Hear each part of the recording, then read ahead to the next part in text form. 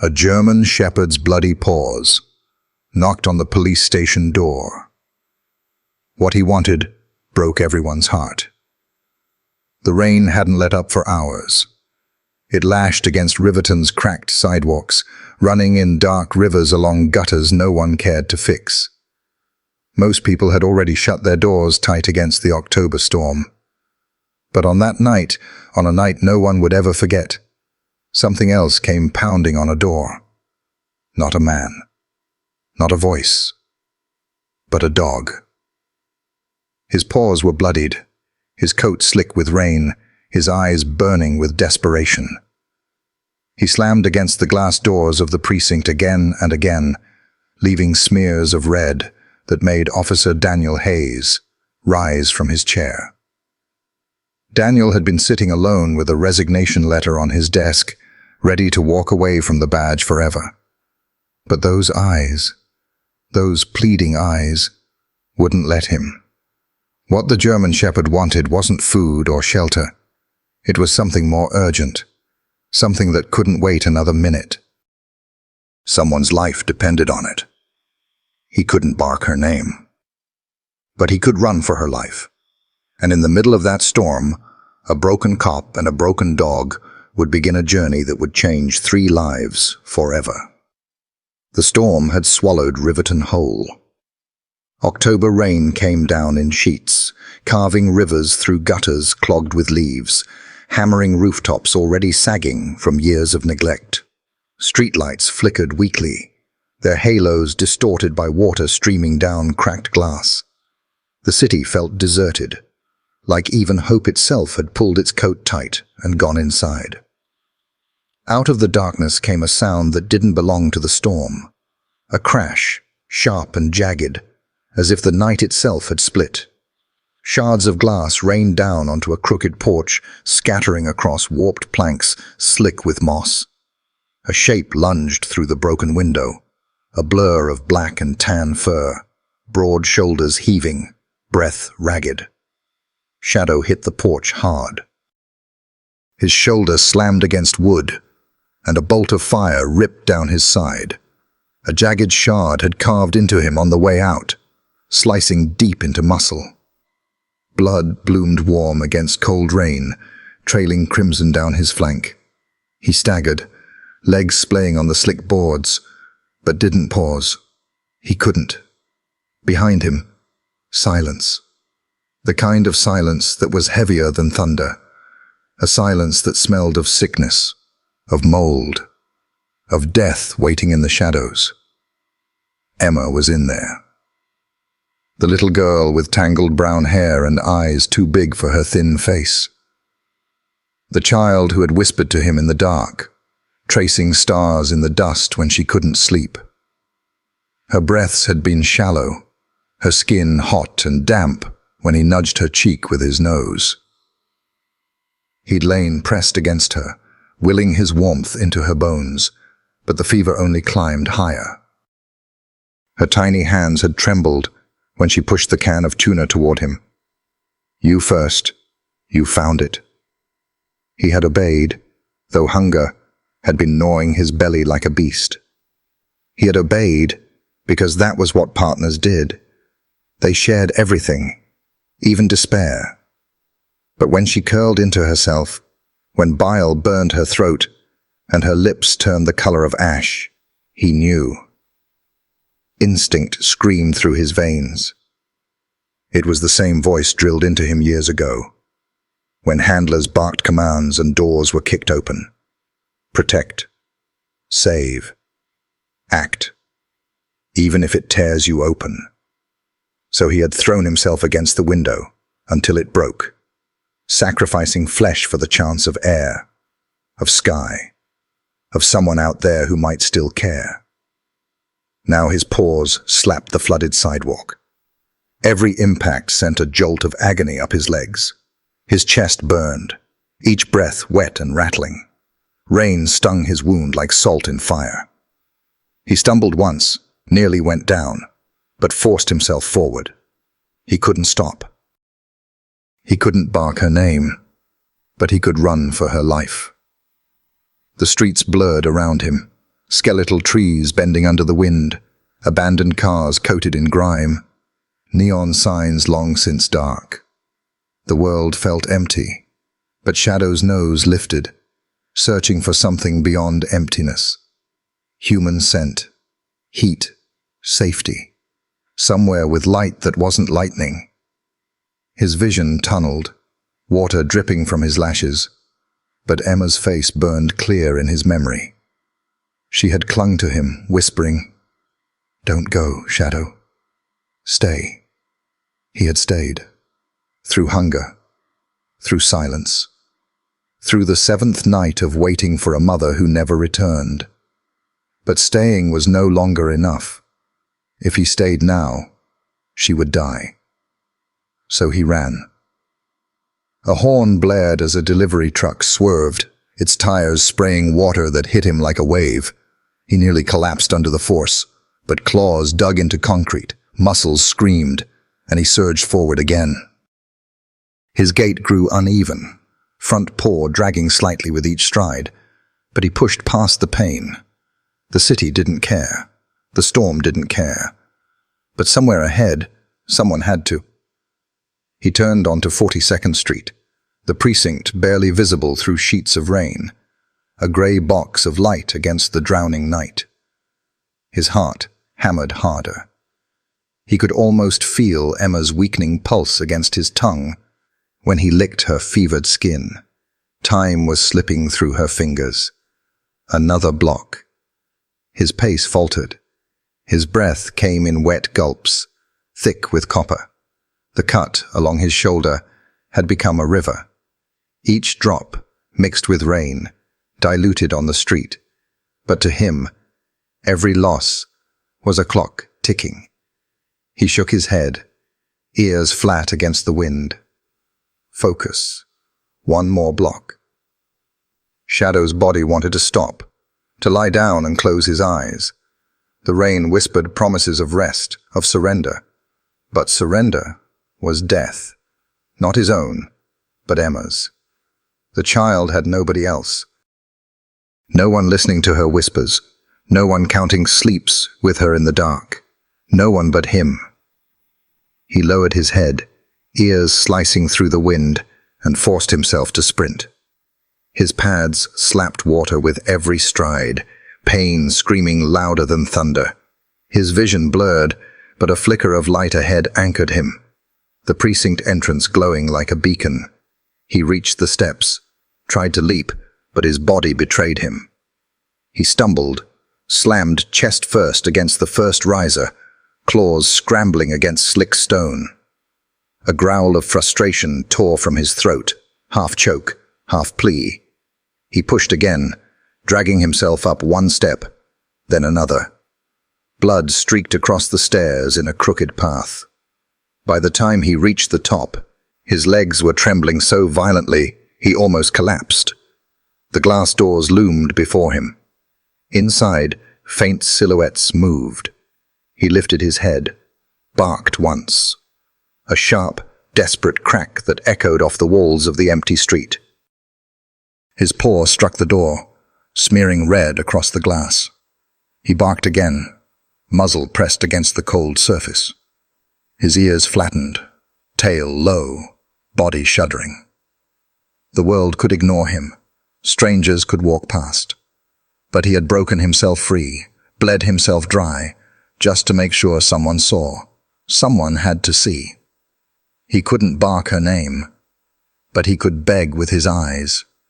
And when the silhouette inside turned toward him, when a man's gaze finally met his through the storm-streaked glass, Shadow knew he had bought Emma one more chance to breathe.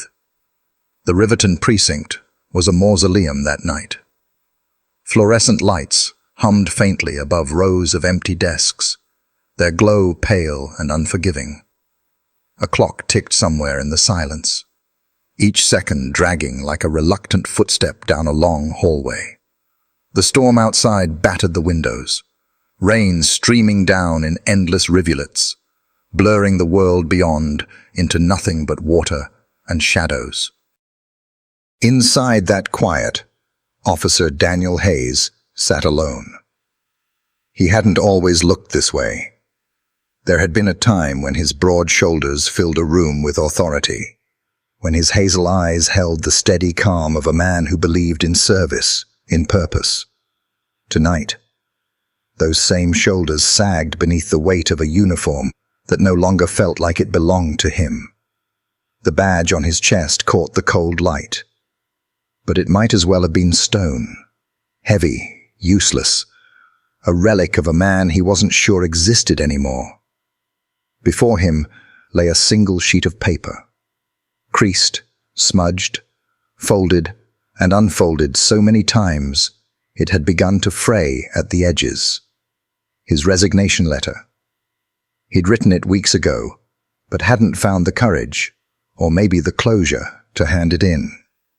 Tonight was supposed to be the night. He was supposed to leave it on the captain's desk, lock his locker for the last time, and walk out into the storm as just another man without a badge, without a purpose. His hand hovered over the page, fingers twitching as if the paper burned. But he didn't touch it. He couldn't. Instead, his eyes drifted to the rain-lashed window. Droplets collided, merged, streaked down like tiny rivers across glass, racing each other into the blackness. He watched them fall, hypnotized, as though each one carried a fragment of memory he had tried so hard to bury. The night Lucy died. The memory came like lightning, bright, merciless, unstoppable. His daughter's laughter still lingered in his chest sometimes, a phantom echo in the hollow spaces of his home. She had been 10, small for her age, with a habit of curling her hair around her finger when she was nervous. That night she had whispered, "Daddy, something's wrong," clutching her chest. But he hadn't been there. A false burglary call had dragged him across the city, sirens blaring, his radio spitting static into his ear. By the time he returned, his house was surrounded by red and blue lights. An ambulance door slammed shut as he stumbled onto the lawn. Neighbors stared. Paramedics worked frantically, their faces grim. His wife, Linda, stood in the doorway, pale and shaking, unable to speak. He hadn't forgiven himself. Not once. Not for missing the moment. Not for the empty bed. Not for the silence that replaced Lucy's voice in the walls of their home. Linda had left months later, retreating to her parents in Seattle. She said she couldn't stay in a house that smelled like absence, where every corner was a reminder of what they'd lost. Daniel hadn't argued. He couldn't. He let her go, the way he had let everything else slip through his hands. Now all that remained was the storm outside, and the resignation letter inside, and a man hollowed out by grief. He leaned back in his chair, rubbed a hand over his face. Stubble scratched his palm, rough and uneven. His eyes burned, though not from tears. Those had dried long ago. He wondered if anyone would notice when he left. He wondered if it mattered. The rain hammered harder. He listened to it, letting it fill the silence. It sounded like fists pounding on a door, like a world demanding to be let in. He almost laughed at the thought. Rain begging to be heard, just like him, just like Lucy, who had begged for him that night. Then came the sound. At first, he thought it was the storm. A dull thump, then another. But this was different, sharper, urgent. His head lifted, brows furrowing. He waited. Another thud, louder this time, rattling the glass in its frame. Daniel stood slowly, chair scraping across the tile. His shadow stretched long across the empty precinct floor as he moved toward the entrance. The lights above flickered, once, twice, and then he saw it. Through the glass doors, blurred by rain and darkness, a figure pressed against the pane. A dog, large, drenched, its coat plastered to its frame. Black and tan fur streaked with something darker, glistening under the fluorescent glow. Blood. The shepherd's chest heaved, its paws raw and slick, smearing crimson across the glass with each strike. It barked once, the sound sharp and hoarse, reverberating through the silence of the station. But it wasn't the bark that stopped Daniel in his tracks. It was the eyes. Eyes that pleaded. Eyes that demanded to be understood. They weren't wild or feral. They weren't confused. They were desperate, filled with a clarity Daniel hadn't seen in months. Not since Lucy. The shepherd pressed its muzzle to the glass, ears flattened, trembling. And in that gaze, Daniel saw something he hadn't allowed himself to believe in for a long time. A cry for help. A plea to save someone. The storm outside raged on, but suddenly it was nothing compared to the storm inside his chest. Daniel's pulse quickened. His hand, still resting on his belt, brushed the handle of his holstered pistol out of instinct, but he didn't draw it. His throat tightened as he stared at the dog, the weight of grief colliding with the sharp, undeniable urgency in those eyes. He whispered before he could stop himself, his voice raw, breaking the silence of the empty precinct. "Easy, boy. What happened to you?" The shepherd barked again, softer this time, then turned its head over its shoulder, back toward the drowning streets. When it looked at Daniel again, the message was unmistakable. "Follow." Daniel's chest clenched.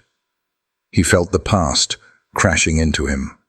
Lucy's whisper, "Daddy, something's wrong." The echo of his failure.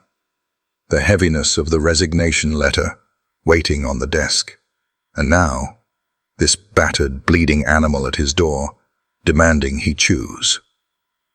For the first time in months, Daniel felt his heart pound not from grief, but from urgency. The dog's paw slid down the glass, leaving a red streak that cut through the rain. And Daniel Hayes realized the storm outside wasn't the only one begging to be let in. The glass door shuddered under another impact, the shepherd's body trembling from exhaustion. Rain streaked down in sheets behind him, blurring the street into a canvas of shadows and flashing water. Daniel stood frozen, every instinct telling him to open the door, every scar of grief whispering, "Don't." The dog pressed its muzzle to the glass again, eyes glistening, ears pinned tight to its skull. Then, with a final surge of strength, it lowered its head, pushed its teeth gently into the cuff of Daniel's sleeve, where it had slipped through the narrow opening of the door. Not a bite, a tug. Daniel stiffened. His training screamed caution, but something deeper, the father still buried beneath the badge, felt the meaning. The dog wasn't attacking. It was begging. The shepherd's pull was weak, desperate, and yet purposeful. He wanted Daniel to come, to follow. Daniel's chest tightened. For a moment he let his eyes fall shut, and the precinct disappeared. In the darkness of his mind, he was somewhere else. Lucy's bedroom. Soft lamplight spilling over walls, covered in stars she had stuck up with tape. She lay curled in her blanket, curls damp with sweat, whispering in that small, trembling voice, "Daddy, something's wrong." The memory cracked through him like lightning.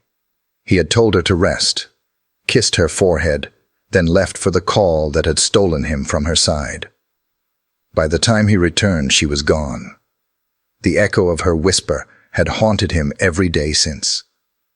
Now, here was another plea, not in words, but in eyes, in blood, in the trembling tug of a jaw too gentle to mean harm.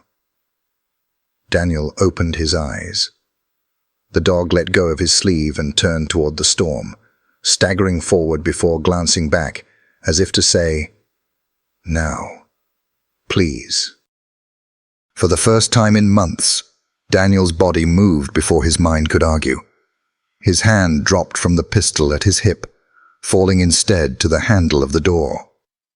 He pushed it open, rain immediately slashing across the tile floor, soaking his boots. "Jesus," he muttered, stepping closer. The smell hit him. Wet fur, iron tang of blood, the raw stink of survival. The shepherd swayed, then steadied himself, locking eyes with him again. Daniel's heart hammered. "Where's your handler? Who's out there?" But the dog didn't answer. He only turned once more into the storm, took 3 limping steps, then paused, looking back. Daniel stood in the doorway, water pooling at his feet. Behind him, on the desk, the resignation letter sat like a gravestone, a reminder of the man he had become. Hollow, broken, finished. Ahead of him, in the darkness, a wounded creature bled itself dry for something, or someone, it refused to abandon. Duty or despair? He hesitated, just long enough to feel the weight of the choice crush down on him. The storm roared, wind rattling the windows, but inside his chest, it was Lucy's voice that thundered. "Daddy, something's wrong." The sound broke him open. His throat clenched. His hands shook. He couldn't lose another chance. Not this time. Not again. Daniel grabbed his radio, clicked it once. His voice rasped. "Unit 42A. Possible emergency. No code yet. I'll update." Static crackled back, but no voice answered. The line remained empty, like the city itself had chosen not to interfere. Maybe fate wanted him to go alone. He set the radio back in its dock. Then, with a deliberate motion, he reached for the resignation letter and folded it one last time. Instead of slipping it into his jacket pocket, he laid it flat on the desk, pressing the badge down on top of it. A quiet acknowledgement. Not yet. Not tonight. He pulled on his jacket, fastened the zipper against the storm. His boots splashed across the floor as he stepped into the night. The shepherd waited, rain plastering his fur, blood streaming down his leg in thin rivulets. When Daniel moved toward him, the dog took another step forward, limping but determined. Daniel followed. The wind whipped at his collar, rain stinging his skin. His breath clouded in the cold night air as he kept his eyes on the shepherd's swaying form. Each limp of the dog's stride was a metronome. Each drop of blood on the pavement, a marker, pointing toward something unseen but urgent. The streets of Riverton stretched ahead, dark and abandoned. Daniel didn't ask where they were going. He didn't need to. The urgency in those eyes had said enough. Behind him, the precinct stood silent, lights glowing pale in the storm. Ahead of him, through the black and the rain, waited a story not yet written, a life not yet lost. Daniel Hayes clenched his jaw, every muscle tense. For the first time in months, he was moving towards something that mattered. The storm swallowed them both, man and dog, as if erasing the past behind and daring them into the fire ahead. The journey had begun. The house had grown too quiet. The kind of quiet that pressed against walls and crept beneath doors, thick and suffocating. Once, long ago, or at least what felt like long ago to a child, it had been filled with sound. The clatter of pots in the kitchen, the hum of a microwave reheating macaroni, her mother's voice humming songs just a little out of tune. Now there was nothing but the creak of old wood and the soft hiss of rain seeping through cracks in the windows. Emma Parker sat on the living room floor, her small body swallowed by a hoodie 2 sizes too big. The sleeves hung past her hands, damp at the cuffs from dragging along the floor. Her bare toes peeked out of unicorn socks with worn heels, pressing into the cold planks. She pulled her knees close to her chest, hugging the stuffed rabbit that had long since lost one button eye. 6 sleeps, she whispered into the rabbit's ear. No, 7, I think. Her voice was fragile, carrying the cadence of a child who had been teaching herself to keep track of days in the only way she could. Bedtime had become her calendar. Each night she pressed her cheek to the rabbit, counted the fall of her eyelids, and whispered the number into the dark. It was the only way to measure how long her mother had been gone. Her mother's last words still clung to her memory like the fading echo of a lullaby. I'll be right back with milk, baby. Be good for Shadow, okay? Emma had believed it at first. She always did. She had sat by the window that night, cheek pressed against the glass, waiting for the sweep of headlights across the wall, the squeak of the screen door. She whispered to the rabbit that Mommy was coming, but headlights never came, only the storm. Now she no longer cried. Crying didn't bring her mother back faster. Crying only made her chest hurt and her throat ache. Instead, she whispered to the rabbit and counted. Shadow lay stretched on the floor nearby, his ribs rising and falling in slow, steady rhythm. His coat was dull with dust, his ears twitching now and then at the sound of distant thunder. He had become her anchor, the only warm thing in the house when the lights went out and the fridge fell silent. Emma's stomach growled, a low, twisting sound that frightened her more than the storm. She pressed her hand against it, frowning, confused why it hurt so much. She didn't know the word hunger, not really. She only knew that the macaroni bowls had stopped, the milk had run out, and the faucet in the kitchen had slowed from a drip to nothing. Still, her innocence flickered like a candle refusing to die. She traced shapes in the dust on the floorboards with one finger. Stars, hearts, crooked circles that were supposed to be the sun. When the storm cracked overhead, rattling the window panes, she whispered, "That one's for you, Lucy." Though she didn't know why the name had slipped out. It had been something Shadow's eyes had reminded her of, something she couldn't name. She tilted her head toward the window. Outside, the rain fell harder. Streaking down, like tears, the house itself was crying. She wondered if the house missed her mother, too. The rabbit got another whisper. "She'll come back, right?" Mommy said. Her voice trembled at the edges. Not quite a question, not quite a statement. More like a prayer. Shadow stirred, lifting his head. His nose twitched, ears pricked, but he didn't move closer.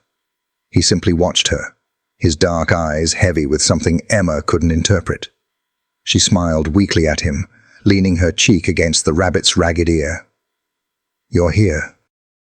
"That's okay." The words slipped from her lips with a strange kind of acceptance, as if she had learned too early that sometimes promises broke. Sometimes people didn't come back. But the dog always did. Every morning, every night, Shadow was there. Her belly cramped again, sharper this time. She winced, curling tighter into herself. Her eyes welled, but she blinked hard and forced them shut. No crying, not anymore. She thought of bedtime stories, the ones her mother used to tell when things were better. Stories about princesses in castles and stars that listened when you wished. She tried to remember them now, whispering fragments to the rabbit. Once upon a time, there was a girl, and she wasn't alone. The words tangled and broke apart, but she clung to them anyway. The room smelled faintly of mildew and old cigarettes. The curtains hung limp, edges frayed. Somewhere in the kitchen, a roach skittered, claws clicking softly on tile. Emma didn't flinch. She had grown used to the sounds of the house. They were her company when Shadow slept. The rain tapped harder against the glass. Emma looked toward the window again, lips parting, as if she might call out. But she didn't. She knew no one would hear. The world outside felt too far away, too big. She was just a little girl, in a house that had been forgotten, counting sleeps to measure time. She squeezed the rabbit tighter. 7 sleeps, she repeated. That's how long? 7. Her voice cracked, but her eyes stayed dry. Shadow let out a low whine, crawling closer now. He rested his head gently on her knee, warm breath fogging against the fabric of her hoodie. Emma smiled faintly, stroking the top of his head with small, trembling fingers. "It's okay," she whispered. "I'm okay." But the words were too soft, too fragile to hold back the silence that followed. And in that silence, in that dim, crumbling house, Emma Parker waited.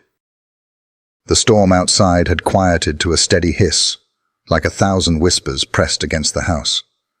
Inside, the silence was heavier, broken only by Emma's shallow breaths and the faint creak of old wood swelling with moisture. Shadow had been pacing, restless. His paws slid slightly on the warped floorboards, nails clicking in nervous rhythm. He stopped often to sniff at Emma, lowering his nose to her damp forehead, but every time he pulled back, her smell told him the same truth. Weakness, hunger, and something sour beneath her skin that made his stomach twist with dread.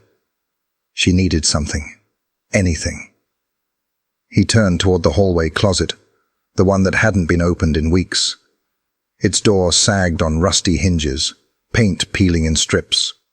Shadow pressed his shoulder against it, muscles quivering. The door groaned, resisted, then gave way with a snap that echoed through the house. Dust spilled into the air, dry and choking. Inside, old towels, paint cans rusted through, a broken fan lying on its side like a discarded toy. Shadow's nose worked frantically, moving between scents of mildew, metal, and something sharper, almost metallic. He nosed aside a heap of rags, and there it was. A dented can, half open, edges jagged. The scent was faint, oily, unmistakable. Tuna. It wasn't fresh. Even Shadow could smell the age on it, the sharp tang of decay beneath the salt. But it was food. It was something he could give her. Carefully, he picked it up in his jaws, holding it gently, and padded back down the hallway. Emma was lying curled on her side, her rabbit clutched close. She blinked slowly when she heard him return. Her eyes dulled, but still searching. "What's that?" she whispered, voice rasping with thirst. Shadow set the can in front of her, then barked softly, a sound that seemed too fragile to belong to a dog his size. His tail wagged once, then twice, urging her to see. Emma's eyes widened. And she sat up slowly, unsteady, her thin fingers trembling as they reached forward. She gasped, as if Shadow had brought her a miracle. "Tuna," she breathed, reverence in her tone. "You found tuna, Shadow." Her lips curled into a smile, crooked, weak, but radiant with life. It was the first smile she had managed in days. She pulled the can into her lap, cradling it like a treasure. Shadow's eyes softened at the sight, his body relaxing ever so slightly. For a heartbeat, the house didn't feel so empty. Emma giggled faintly, the sound cracking in her dry throat. "You're the best dog, the very best." She leaned forward, wrapping her thin arms around his neck, pressing her cheek to his fur. He nuzzled her shoulder in return, eyes closing as if her touch eased the sting of his own wounds. With shaking fingers, Emma scooped a bit of the oily fish from the can. She held it up, studied it like it was a piece of birthday cake with candles waiting to be blown out, then placed it on her tongue. Her eyes fluttered shut. "It's salty," she whispered through a small laugh, licking her hand. "I think it's the good kind." She giggled again, the sound bright and strange in the dim, mold-scented room. Shadow wagged his tail, just once. Then she pushed the can toward him. "You first, though. You found it." Shadow hesitated. The smell was sharp, wrong in a way his instincts warned against, but his stomach clenched with hunger. He lowered his muzzle, sniffed, then licked once, twice. The oily taste spread across his tongue, heavy and metallic. He chewed slowly, swallowed, then pulled back, eyes fixed on her again. Emma smiled at his acceptance, then dug in herself. They ate in silence, passing the can back and forth, her tiny fingers dipping in, his careful jaws taking what was offered. Together they emptied it, sharing the last scrap of food the house had left. When it was gone, Emma leaned back, sighing softly. She licked her fingers, giggled faintly again, then pulled the rabbit close to her chest. Shadow circled once before lying down beside her, resting his head across her legs. For a moment, the storm outside seemed distant, muffled by something warmer. The house, though still dim, felt less like a tomb and more like a place where hope could flicker again. Emma began humming, a tune half forgotten from her mother's lullabies. It wavered, broken by weakness, but it filled the silence. Shadow's ears twitched, his body still, his breath slow. But then Emma's fingers twitched. Her humming stopped. She blinked rapidly, pressing a hand to her belly. "Shadow, my tummy's making a noise," she whispered, voice uneasy. He lifted his head instantly, ears pricked, eyes locked on her face. She doubled forward with a soft groan. "It hurts," she whimpered. Shadow nudged her shoulder gently, his nose pressing into the fabric of her hoodie. She swatted him weakly, not in anger, just overwhelmed. A few seconds later the sound came, a small, choking heave. Emma vomited across the floorboards, the fish she had just eaten spilling out. She coughed, gasped, tears streaking her dirty cheeks. Her body curled in on itself, knees drawn tight, tiny hands clawing at her stomach. "I don't feel good," she sobbed, voice panicked but too weak to rise above a whisper. Shadow pressed close, licking her temple, her cheeks, desperate to soothe. His tail dropped, body tense, unsure how to help. His instinct screamed that something was wrong, terribly wrong. Emma turned her pale face toward him, eyes wide with confusion. Sweat gathered along her hairline, her lips losing their color. She shivered, then burned hot, then shivered again. Her body shook as she pressed her forehead into his fur. Shadow whined low in his throat, a sound of despair. He could protect her from many things. The dark, the silence, even the loneliness.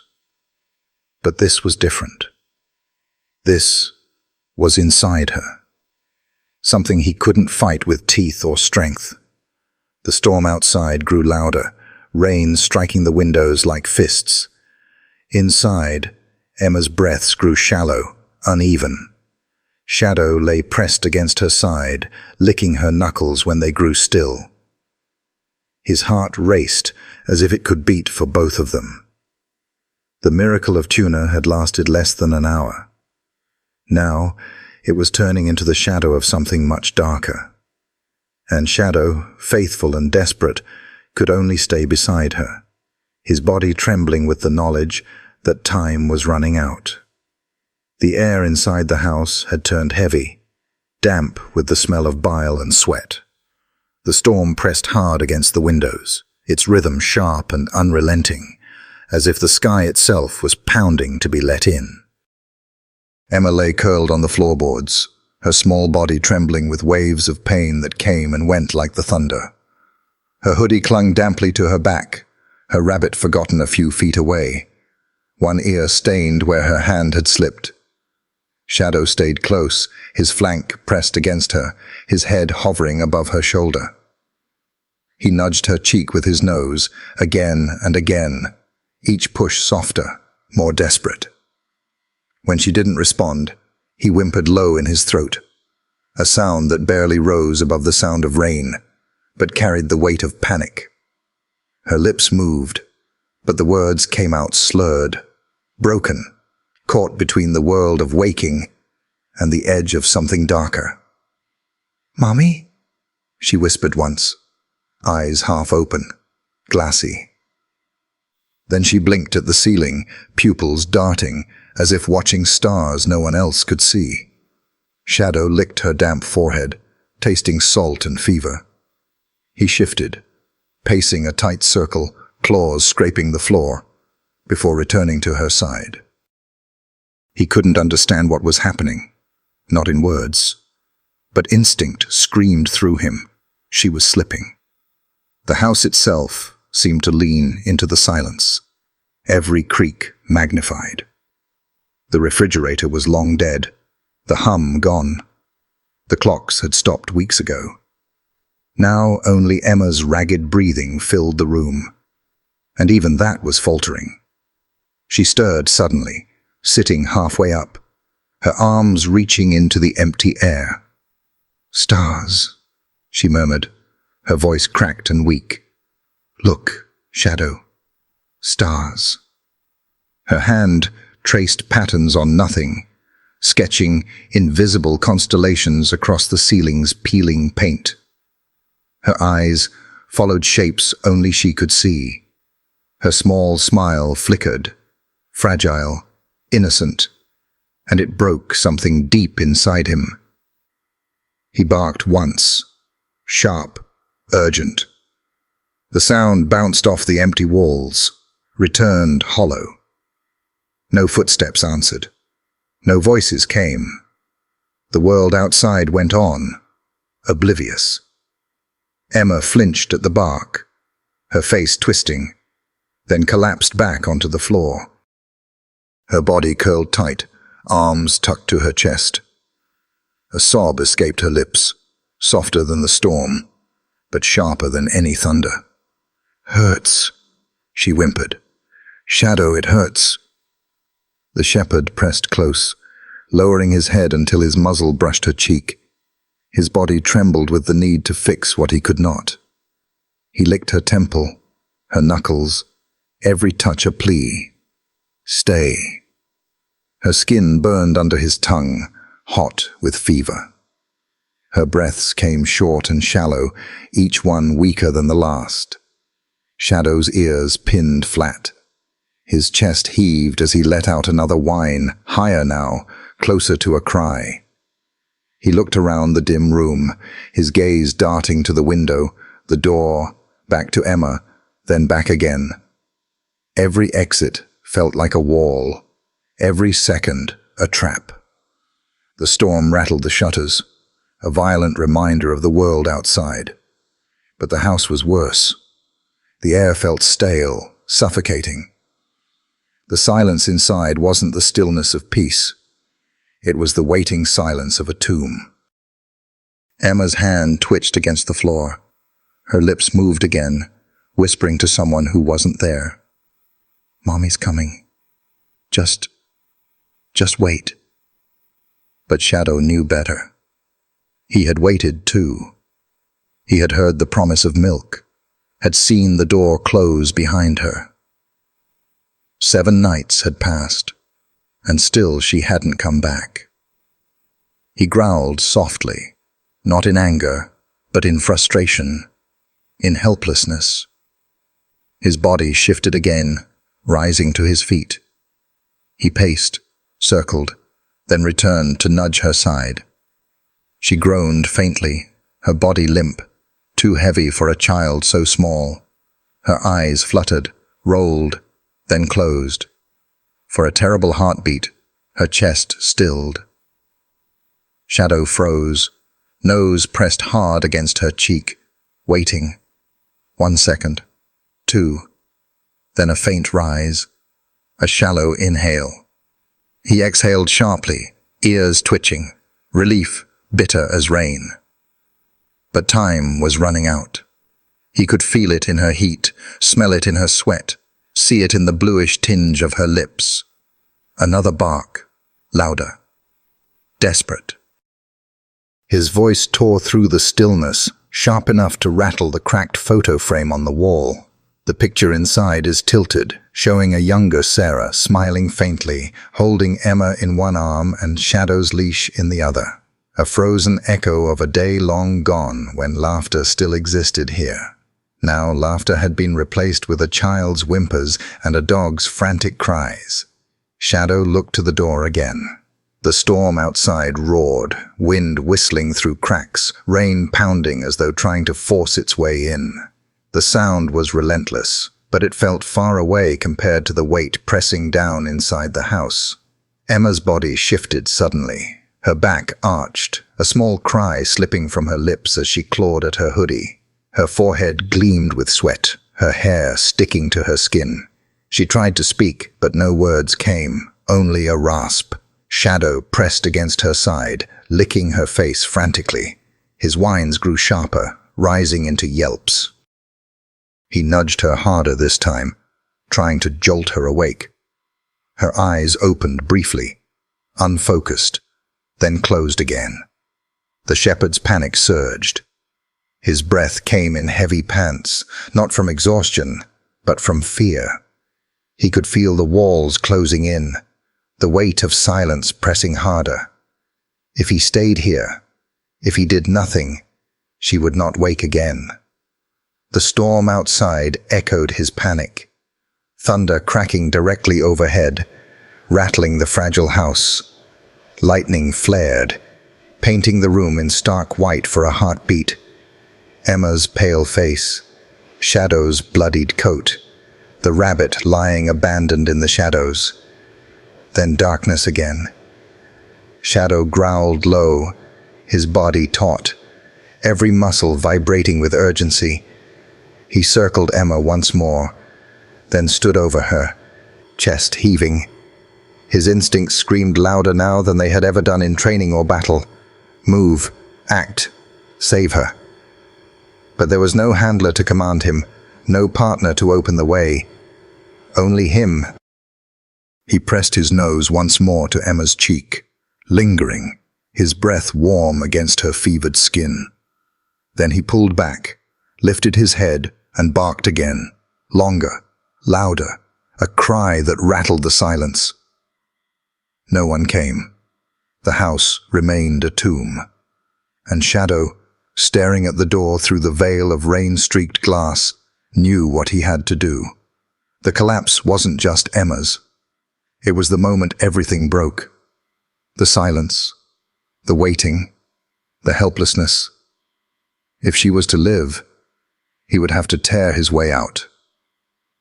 The storm howled outside, a relentless chorus of wind and water hammering against the fragile bones of the house.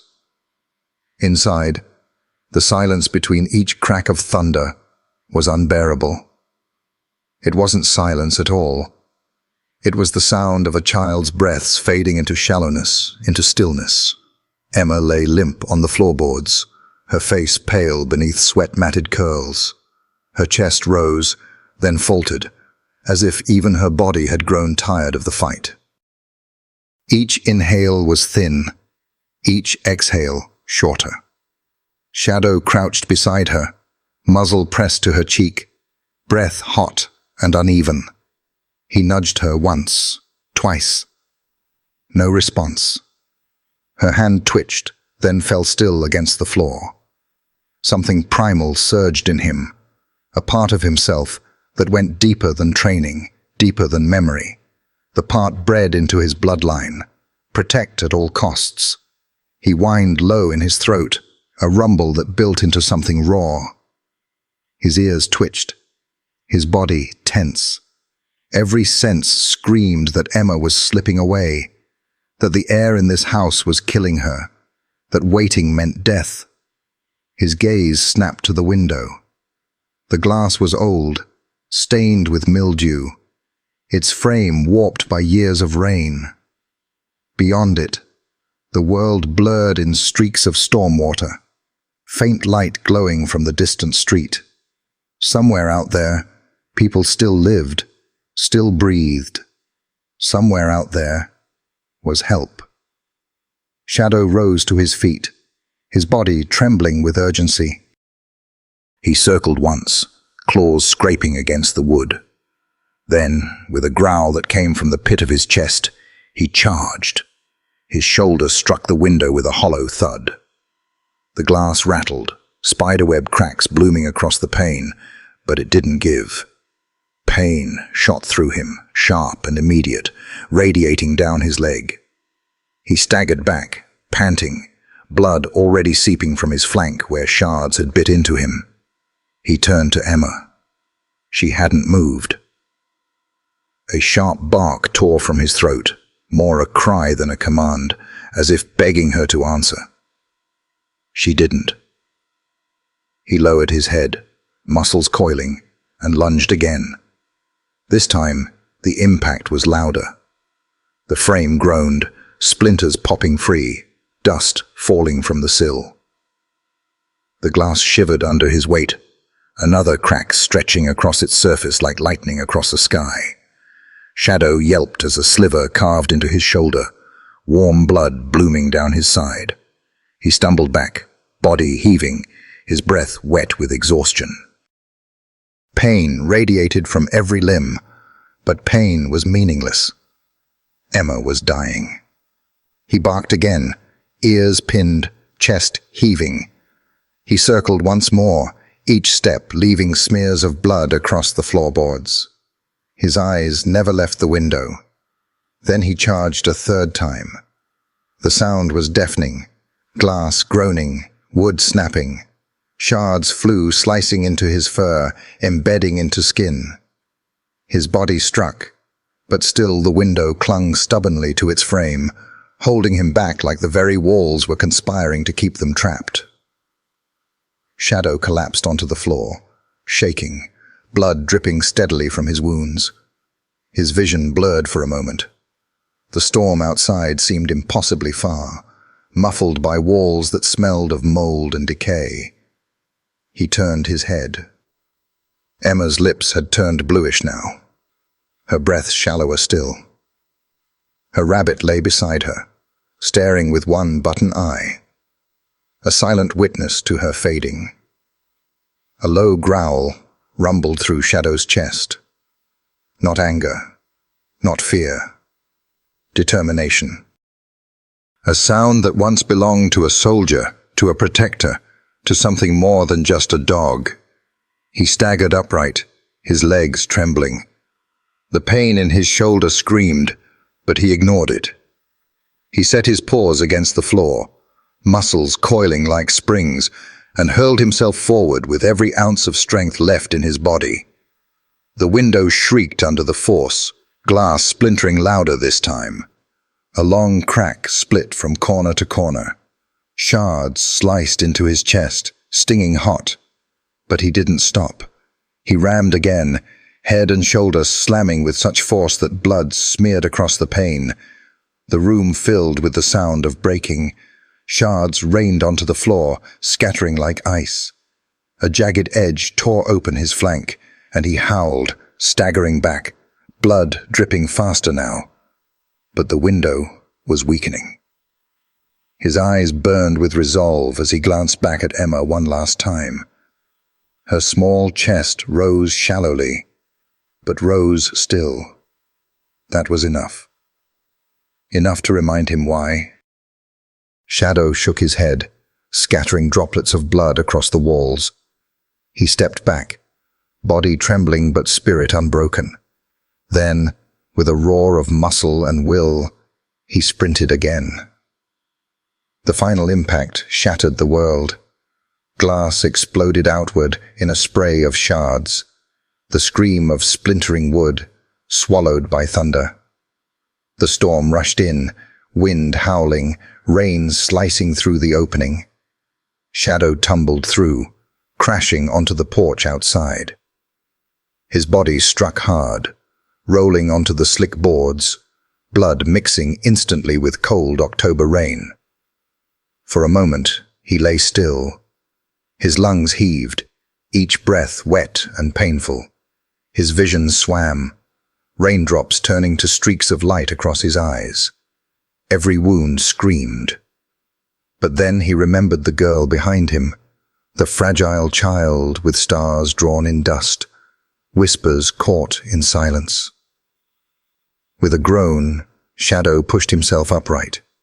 His legs trembled, threatening to collapse, but he forced them to hold. The rain pounded into his wounds, washing blood down in streams. The storm whipped his fur flat against his body, chilling him to the bone. He looked back at the house. Through the shattered frame, Emma was a dim shape on the floor, unmoving, the rabbit at her side. The room seemed darker now, emptier, as if it had already begun to grieve her. Shadow turned to the street. The world stretched ahead, dark, endless, alive with thunder. Somewhere out there was help. Somewhere out there was life. He lowered his head, ears flat, muscles quivering. His body screamed to stop, to rest. But rest meant death. So he stepped off the porch. Each pawfall sent a shock of agony through him, but he pushed harder, faster. His blood left a trail across the flooded sidewalk, red blending with rainwater. The storm swallowed him whole. Emma's breaths faltered in the silence behind him. Shadow ran not for himself, but for the girl he couldn't leave behind. He couldn't bark her name. But he could bleed for it, and he could run until the world answered. The sound of shattering glass was not just an explosion of wood and pain. It was a cry, raw and primal, like the house itself had finally surrendered. Shards rained down across the porch, scattering into gutters, glinting faintly under the fractured glow of streetlights, blurred by the storm. Shadow's body followed the crash, flung forward by sheer momentum. He hit the porch hard, his chest slamming against the slick boards, his head knocking against a post. For a heartbeat, everything tilted. The world went white with pain. Then came the cold. Rain poured into his wounds, sharp as needles, soaking his coat until it clung to his frame like lead. He gasped, lungs burning, every breath tasting of copper and iron. His blood mixed with water, thin red ribbons trickling down the porch steps, disappearing into the swollen gutters below. But he was out. Behind him, the house sagged in silence, its broken window gaping like a wound. Inside, Emma lay motionless, a pale shape in the dim. Shadow's ears twitched at the memory of her shallow breaths, at the silence that threatened to swallow her whole. He couldn't linger. He staggered to his feet, paws slipping on the rain-slick wood. His left shoulder screamed with every movement, muscles torn from the jagged glass. His flank burned where shards had carved lines into him. His front paw dragged, unsteady, leaving smears of crimson across the boards. But none of it mattered. The threshold had been crossed. He was no longer waiting for someone else to come, no longer lying helpless beside her. He was moving, acting, carrying her life with every trembling step. The storm roared its approval, or its challenge. Wind tore through the street, bending trees, rattling loose shutters. Rain lashed sideways, pelting him until it felt like the sky itself was trying to drive him back inside. A lightning cracked, painting the world in stark flashes. Broken fences, abandoned mailboxes, puddles rising like small rivers. Thunder rolled after, deep and shaking like war drums. The battlefield had opened, and Shadow was the lone soldier standing. He limped forward, each step a battle won. His paws slapped into pools of water, splashing high, scattering blood into ripples. The cold seeped deep into his bones, but his heart hammered hotter with every stride. He had carried burdens before, doors breached, fields crossed, orders obeyed, but never like this. This wasn't training. This wasn't my duty. This was survival for someone who couldn't fight for herself. Behind him, the house gave one final groan, a sound like the sigh of something giving up. He didn't look back. If he did, he might falter, and faltering wasn't an option. Rain streamed into his eyes, blinding him, but he lowered his head and pressed on. His ears flattened against the wind, catching only fragments of sound, the echo of thunder, the splash of his own paws, the pounding of his own heart. Each sound fused into a rhythm, a march. Emma's face flickered in his mind, her small hands tracing stars on the floor, her weak smile at the can of tuna, her voice whispering, "You're the best dog." That smile, faint and crooked, was carved deeper into him than any shard of glass.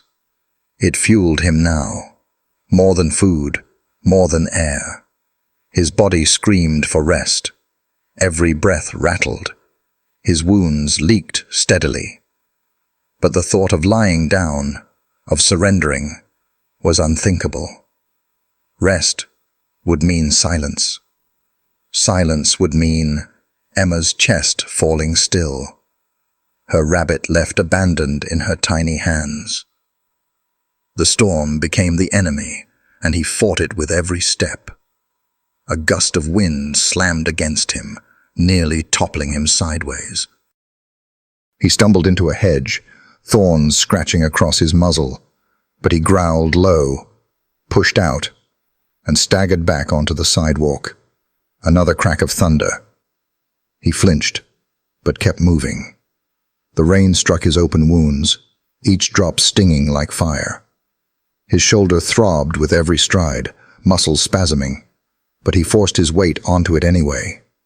His claws scraped against the uneven pavement, anchoring him when the wind tried to drag him off course. He was a soldier again, not by training, but by necessity. Each block felt endless, the distance stretching cruelly, but in his mind it wasn't the streets he crossed. It was space between her last breath and the chance of another. Every stride carved away time she didn't have. The battlefield of rain and blood tested him with every heartbeat. But Shadow pressed forward, head low, body broken, spirit unyielding. He had been abandoned before, discarded when his veteran handler overdosed, shuffled into a shelter where his name had nearly been erased.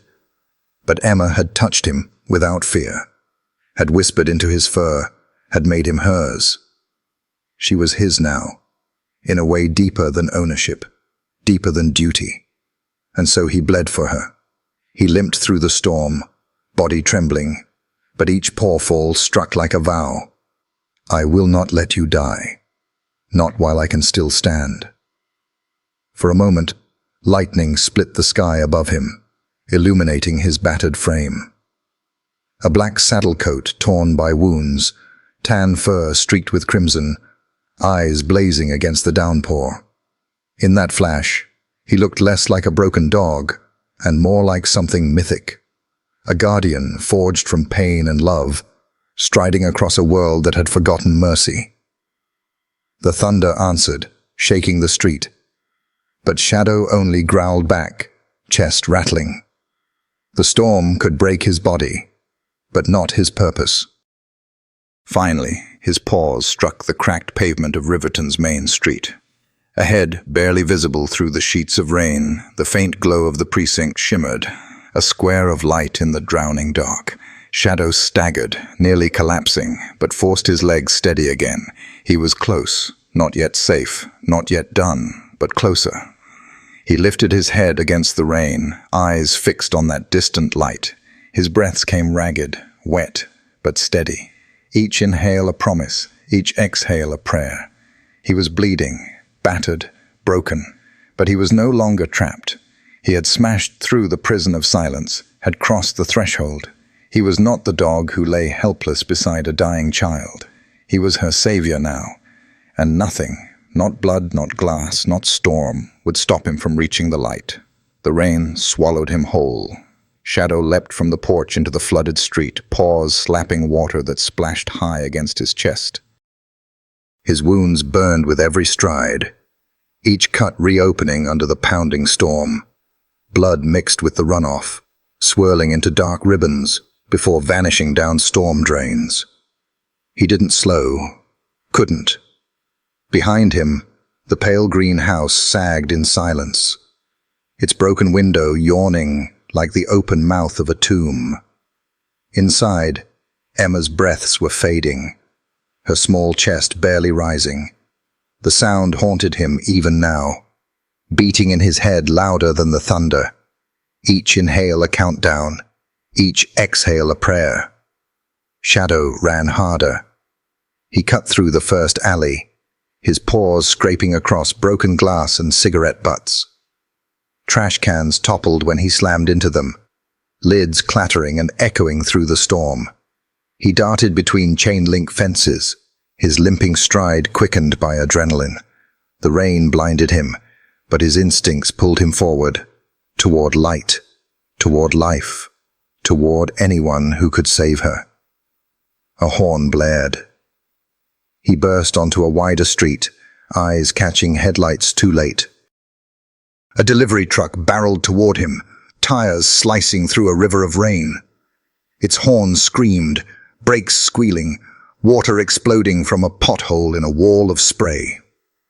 Shadow lunged sideways, his claws scrambling against slick asphalt. The bumper missed him by inches, the gust of wind slamming into his side. He tumbled into a puddle, rolled, his wounded shoulder shrieking with pain. For a moment, he lay still, gasping. His chest heaved, his breath wet and ragged. The storm urged him to stay down, to let the pain win. But then he saw Emma again, in memory, her smile crooked, her voice whispering, "You're the best dog." He pushed himself up. His paw dragged as he limped back into motion, but his stride grew steadier with each step. He was bleeding, yes. Broken, yes. But not done. The truck roared away, its driver cursing, never once looking back. The city didn't see him. I didn't care. To them, he was just another stray, another shadow in the rain. Shadow didn't care. He wasn't running for them. He was running for her. He turned down another alley, this one narrower, lined with dumpsters overflowing with soggy cardboard. Rats scattered at his approach, their squeals lost under the storm. His body brushed against the brick walls, scraping fur, but he pushed faster, his ears flat, his eyes locked forward. A door slammed open above him, voices arguing in the glow of a flickering neon sign. Two figures leaned from a balcony, their cigarettes glowing orange in the dark. One of them pointed down. "Hey, look at that mutt. Crazy dog, must be rabid." They laughed. Then the door slammed shut, leaving only the echo of their voices. Shadow didn't slow. He couldn't afford to. His lungs burned as he emerged onto another street. Water streamed down the gutters, thick enough to drag branches and cans with it. His paws splashed, kicking up mud and gravel. Every step sent shocks through his torn shoulder. But he gritted forward, driven by something deeper than instinct. By memory, by love. The city blurred past him. Rusted cars parked in crooked lines, porches sagging under the weight of years, neon signs flickering for businesses long closed. Faces appeared at windows, curious for a moment, then disappeared. Curtains twitched shut. No one opened their door. No one followed. The indifference was suffocating. The world turned away, leaving only the storm as his companion. But even the storm, in all its cruelty, felt alive compared to the silence of that house. Shadow's paws beat a steady rhythm. Slap, splash, scrape. His breath wheezed in counterpoint, but his eyes stayed sharp. He veered left onto 28th Street, the route instinctively pulling him toward the faint glow he'd seen before. Lightning cracked, bathing him in white. For that split second, his battered frame was illuminated, fur matted, flank torn, blood streaking down his leg. He looked less like a dog and more like a soldier charging across a battlefield alone. Then the darkness returned, swallowing him whole again. His stride faltered once more. His paw dragged, nearly buckling beneath him. He stumbled into a fence, metal rattling loud. His head dropped, muzzle near the waterlogged ground. For an instant, surrender hovered close, whispering promises of rest. But surrender was death. Emma's face burned in his mind again. Her eyes glazed with fever, her lips pale, her whisper trembling. "It hurts, Shadow." He growled, a deep, guttural sound that forced his legs upright again. He shoved himself away from the fence, stumbled forward, then found his rhythm once more. One step, then another, then another. His body was breaking, but his will wasn't. The storm didn't ease. It fought him with every gust, every deluge. Tires hissed past as cars sprayed him with waves of filthy water, their drivers too focused on their own lives to notice a bleeding shepherd in the rain. One slowed briefly, headlights catching him, then accelerated again. Shadow didn't stop to watch them go. He pushed harder, his stride uneven but relentless, dragging his paw when he had to, lunging forward when his strength allowed. He wasn't running for glory. He wasn't running for himself. He was running because Emma couldn't. The city had abandoned her. Her mother had abandoned her. But he never would. Finally, the faint glow of the precinct grew clearer through the curtain of rain. A square of light at the end of the street, glowing like a beacon in the drowning dark. Shadow's legs trembled beneath him, his breath rattling, blood dripping steadily with each stride. He could barely see through the downpour, but his heart pounded harder, faster. He staggered across the final intersection, horns blaring as a car swerved to avoid him. Tires squealed, brakes screamed, but Shadow didn't flinch. He just kept moving, head low, body broken, heart unyielding, closer, closer. The precinct steps loomed ahead, slick with rain, glistening under the glow of overhead lamps. His paws struck the bottom one, slipped, then scrambled again. He dragged himself upward, every muscle screaming. 1 step, 2, 3. Blood streaked the stairs in crooked lines. His chest hit the top landing. His body quaked, but he was there. He lifted his head, eyes burning through the storm, and barked. Once, sharp, desperate. The city had ignored him. The world had looked away.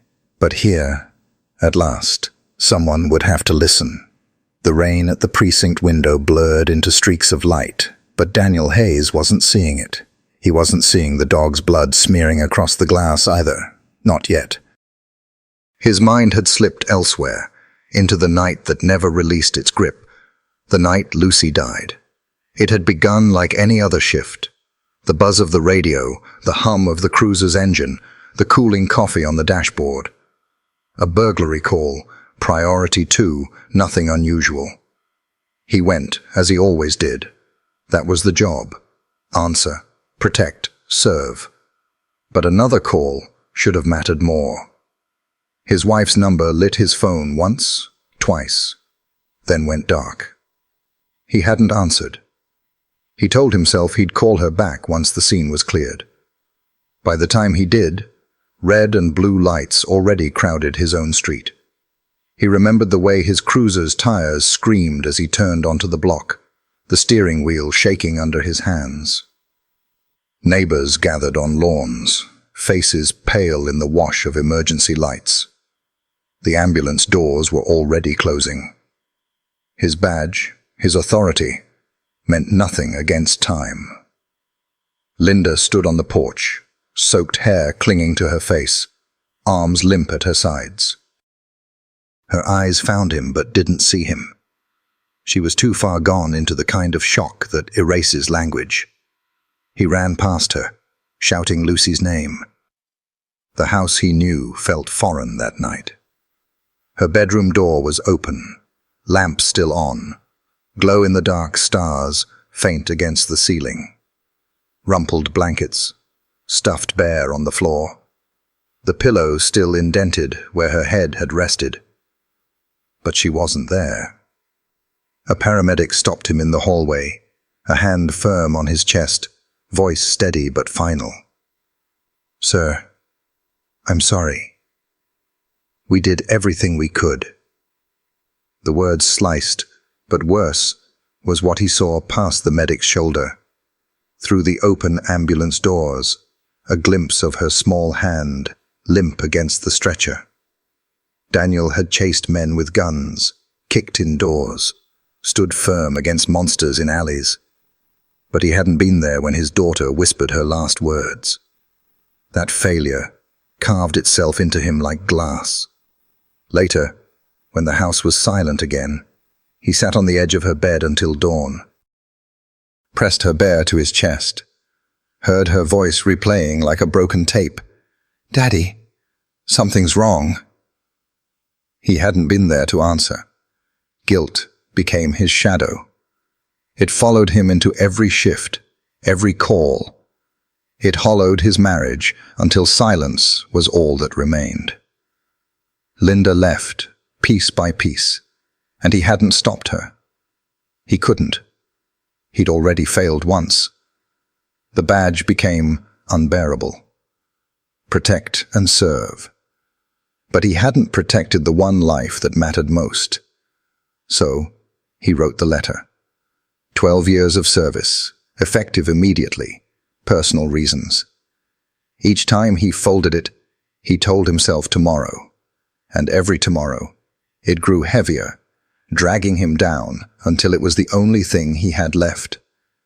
Tonight was supposed to be the end. He would leave the letter on the desk, hang up the badge, and walk into the storm as nothing more than a man hollowed by grief. But then, the sound, the thud against the glass, the bark that wasn't thunder, the smear of red across the door. Daniel blinked. The memory of Lucy's hand dissolved into the sight before him. A German shepherd, drenched and bleeding, pressing against the glass as though his very soul was spilling through his eyes. The dog's chest heaved. His paw struck the door again, streaking crimson. For a heartbeat, Daniel thought he was seeing things, that the storm had conjured a ghost of his guilt. But the bark came again, sharp, desperate, undeniable.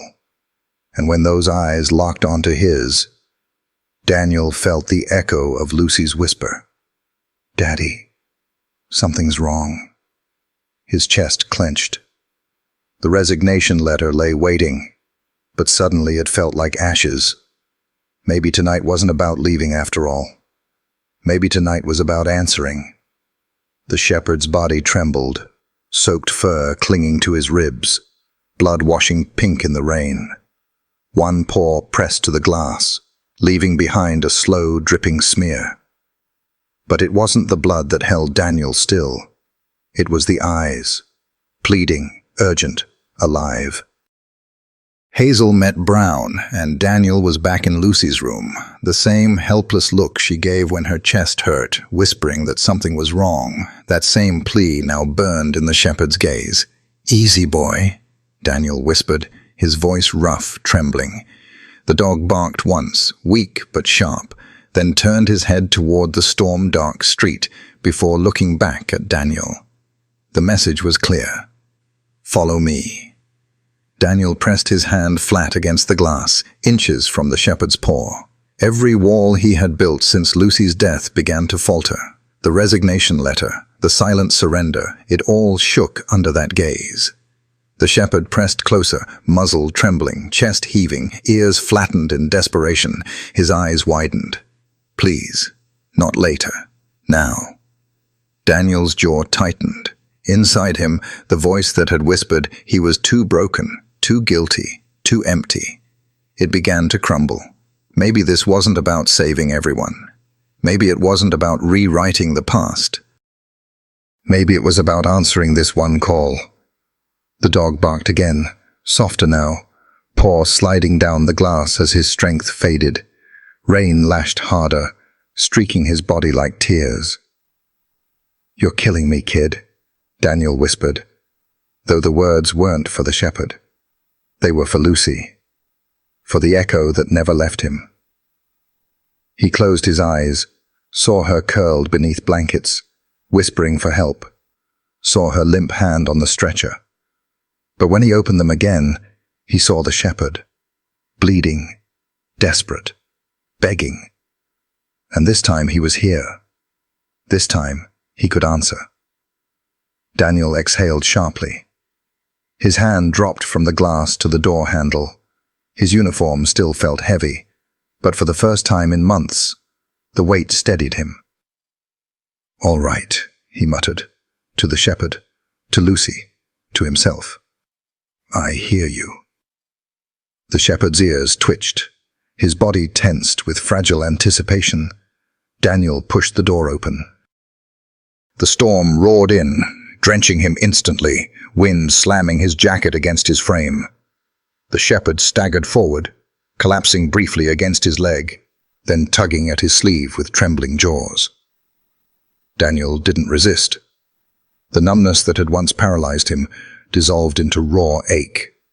But the ache was alive, and alive was enough. He crouched, brushing a hand against the dog's soaked fur. The shepherd looked up, eyes pleading, insistent, tugging again as if afraid every second lost was one heartbeat too long. Daniel straightened, pulled his radio. "Unit 42A, he said, voice rough. "Possible emergency. No code yet. I'll update." Static hissed back. No reply. Shift change. Interference. Or maybe fate choosing not to interfere. Daniel clipped the radio away. He didn't need backup. Not tonight. He turned once toward the precinct. His desk lamp still burned.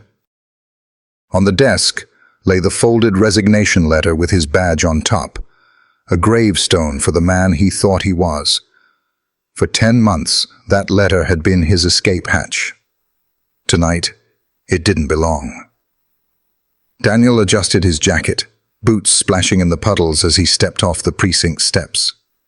The shepherd tugged harder, then limped forward with unsteady determination. Daniel followed. The storm swallowed them. Water streamed down his face, blurred the world into grey streaks. But the shepherd was his compass, his north star in the flood. Blood trailed behind every staggering step, yet the dog never faltered in purpose. Daniel's heart pounded with the storm. He thought of Lucy, her whisper, her plea, her hand clutching his sleeve. He thought of the moment he had been too late. Not again. Not tonight. His fists clenched. His stride lengthened. He didn't know what waited ahead. He didn't know who needed saving. But the shepherd's eyes had told him enough. There was a life on the line. And this time, he would not fail. The city stretched out before them, abandoned and drowned. Streetlights flickered weakly, halos blurred by rain. Water surged in gutters, dragging debris downstream. But Daniel was paying attention now.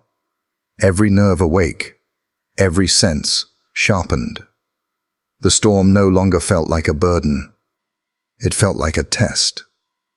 The shepherd limped into an alley, movements urgent despite his pain.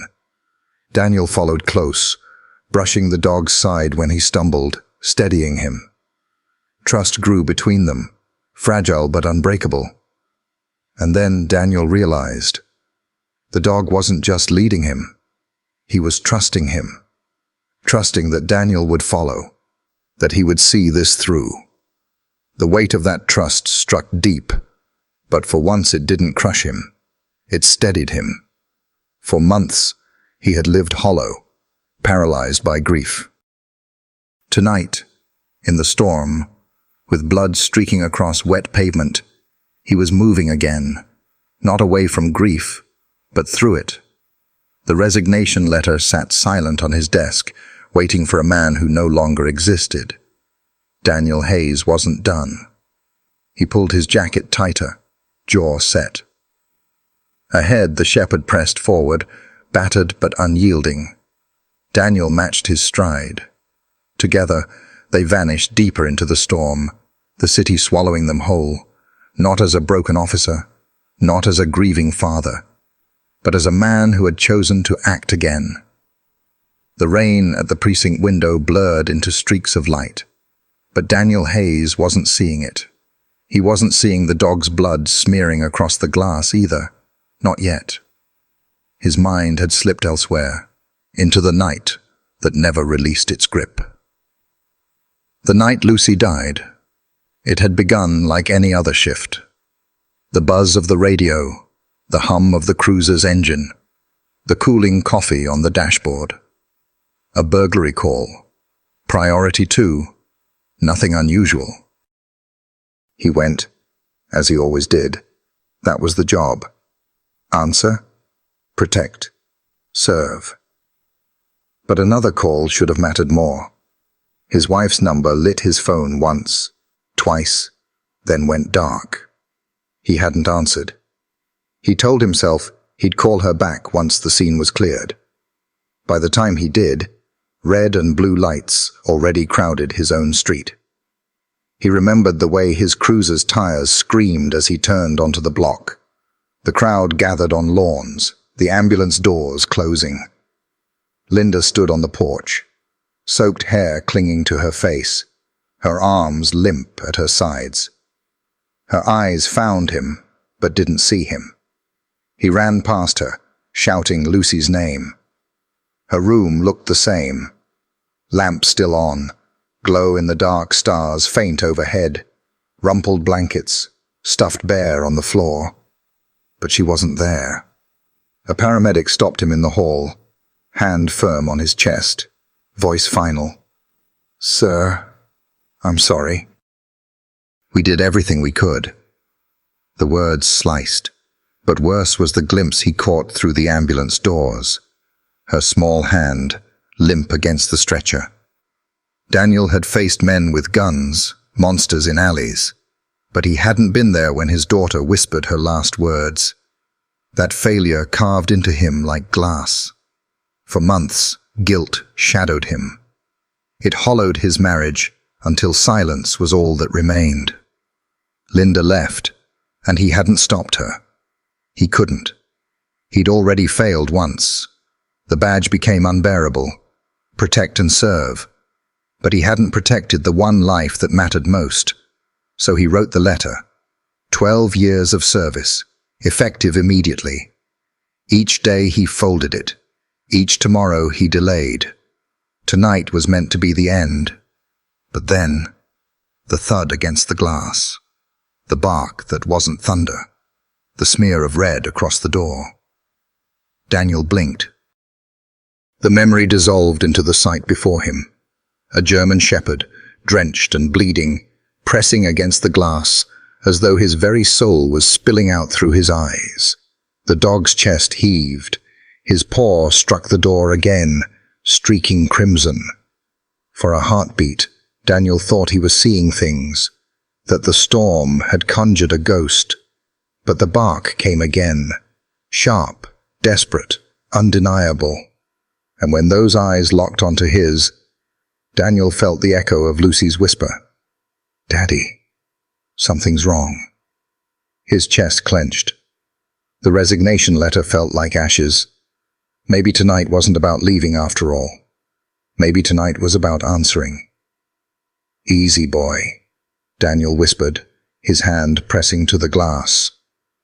The shepherd barked once, weak but sharp, then turned his head toward the storm-dark street before looking back. The message was clear. "Follow me." Daniel's hand dropped to the door handle. His uniform still felt heavy, but for the first time in months, the weight steadied him.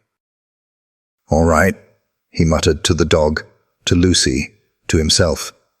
"I hear you."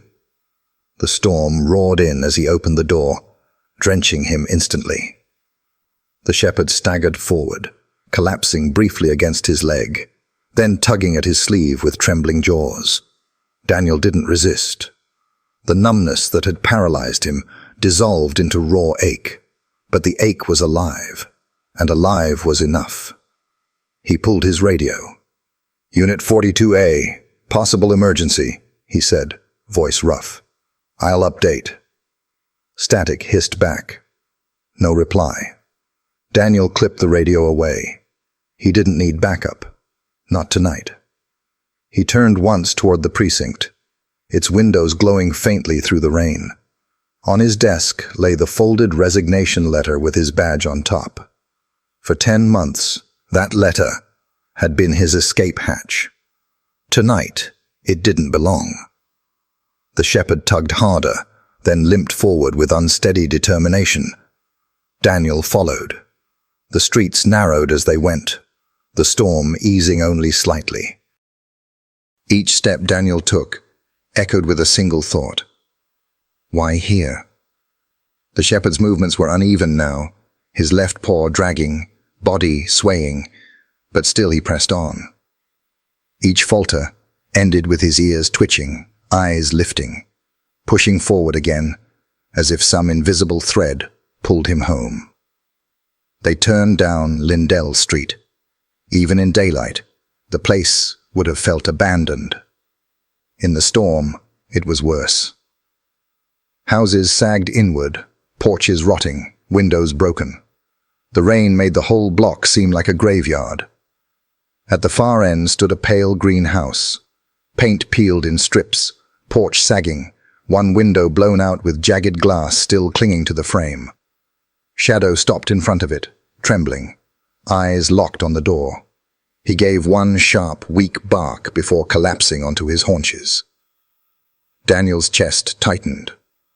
Whatever nightmare had driven the shepherd to his station was inside those walls. The stench hit before he stepped on the porch.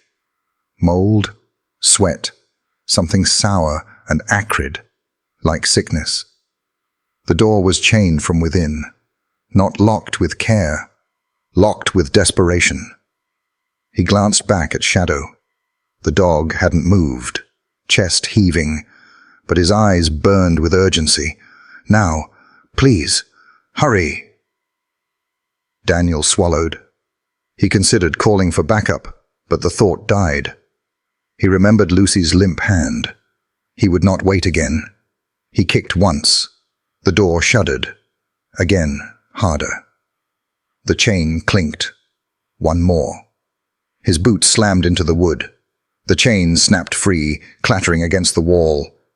The door swung inward. The smell hit him full force. Rot, bile, sickness clinging to the air like a weight. Daniel lifted his flashlight. The beam cut across a living room sagging with decay. Couch springs exposed, bottles scattered, water stains crawling the walls. Silence pressed down, oppressive, unnatural. Then the beam found something small, a bundle of fabric at first. But as he stepped closer, It resolved into a small body curled tight on the warped floorboards. A girl, 4, maybe 5. Her tangled hair clung to damp cheeks. Her hoodie, dark with sweat, stuck to her thin frame. A stuffed rabbit lay nearby, one button eye missing. Daniel dropped to his knees. "Sweetheart?" His voice cracked. Her chest moved, but barely. Shallow, ragged breaths, past lips, tinged gray. His hand pressed to her forehead. Heat flared under his palm. Fever. Violent. Burning. For a terrifying second, the world doubled. Lucy's face flickering over hers, whispering, "Daddy, something's wrong." Daniel's hands shook. No. Not again. Training took over. He freed both hands, checked her airway, tilted her chin, leaned close to feel the faint breath, pulse ready and fast. He loosened her collar, one step at a time. "Unit 42A, Code 3, he snapped into the radio. "Child, female, approx 4, unconscious, severe fever, 3085, South Lindell. An ambulance is needed now." Static, then confirmation. But Daniel wasn't waiting. He brushed damp hair from her face. "Stay with me, sweetheart. Stay right here." Her eyelids fluttered. A faint whimper slipped out. Daniel's chest twisted. She had Lucy's lashes. His throat burned. He pressed his hand against her sternum, whispering, "Come on, baby girl, don't quit on me." Behind him, the shepherd whined low. Daniel looked back. Shadow swayed in the doorway, blood dripping, but his eyes never left the girl. "You did good," Daniel whispered to him. "You brought me to her."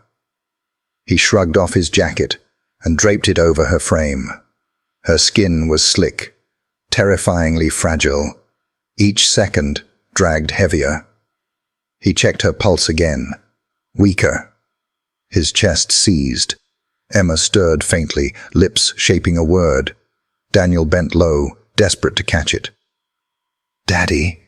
The broken whisper split him open. She wasn't calling for him, but tonight she had him. "I'm here," he whispered back. Sirens wailed faintly in the distance.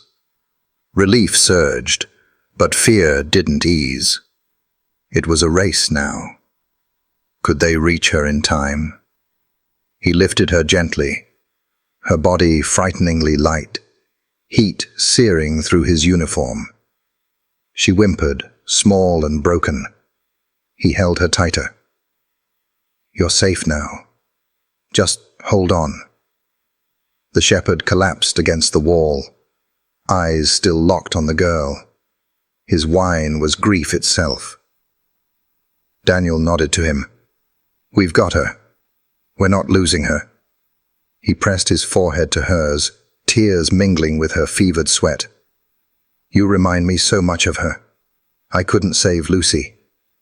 But I'm here now. And I swear to you, sweetheart, I won't let you go." The vow anchored him, iron in his chest. Not again. Not this time. Sirens grew louder, cutting through the storm. Daniel rose, her small weight cradled in his arms. Shadow let out a soft huff, relieved. His eyes never closed. Daniel stepped toward the door. The house seemed to exhale, as if it knew its hold was broken. The storm thundered outside, but salvation was near. As Daniel crossed the threshold, he made his vow again. Not again. Not this time. And for the first time since Lucy's death, he felt it. The weight of choice, not despair. The choice to act. To carry this child out of the darkness and into the light. The rain at the precinct window blurred into streaks of light. But Daniel Hayes wasn't seeing it. He wasn't seeing the dog's blood smearing across the glass either. Not yet. His mind had slipped elsewhere, into the night that never released its grip. The night Lucy died. It had begun like any other shift. The buzz of the radio, the hum of the cruiser's engine, the cooling coffee on the dashboard. A burglary call, nothing unusual. He went, as he always did. That was the job. Answer, protect, serve. But another call should have mattered more. His wife's number lit his phone once, twice, then went dark. He hadn't answered. By the time he did, red and blue lights already crowded his own street. He remembered the way his cruiser's tires screamed as he turned onto the block. Neighbors gathered on lawns, the ambulance doors closing. Linda stood on the porch, soaked hair clinging to her cheeks, arms limp at her sides. Her eyes found him, but didn't see him. He ran past her, shouting Lucy's name. Her room looked the same. Lamp still on. Glow-in-the-dark stars faint overhead. Rumpled blankets, stuffed bare on the floor. But she wasn't there. A paramedic stopped him in the hall, hand firm on his chest, voice final. "Sir, I'm sorry. We did everything we could." The words sliced, but worse was the glimpse he caught through the ambulance doors. Her small hand, limp against the stretcher. Daniel had faced men with guns, monsters in alleys, but he hadn't been there when his daughter whispered her last words. That failure carved into him like glass. For months, guilt shadowed him. It hollowed his marriage until silence was all that remained. Linda left, and he hadn't stopped her. The badge became unbearable. Protect and serve. But he hadn't protected the one life that mattered most, so he wrote the letter. 12 years of service, effective immediately. Each night he folded it. Each tomorrow he is delayed. Tonight was meant to be the end. But then, the thud against the glass, the bark that wasn't thunder, the smear of red across the door. Daniel blinked. The memory dissolved into the sight before him. A German shepherd, drenched and bleeding, pressing against the glass as though his very soul was spilling out through his eyes. The dog's chest heaved. His paw struck the door again, streaking crimson. Then the eyes locked on his, pleading, desperate. And Daniel heard it again. Lucy's whisper. "Daddy, something's wrong." His chest clenched.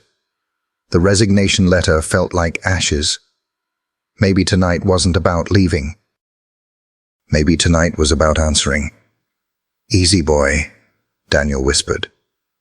The shepherd barked once, weak but sharp, then turned his head toward the storm-dark street before looking back.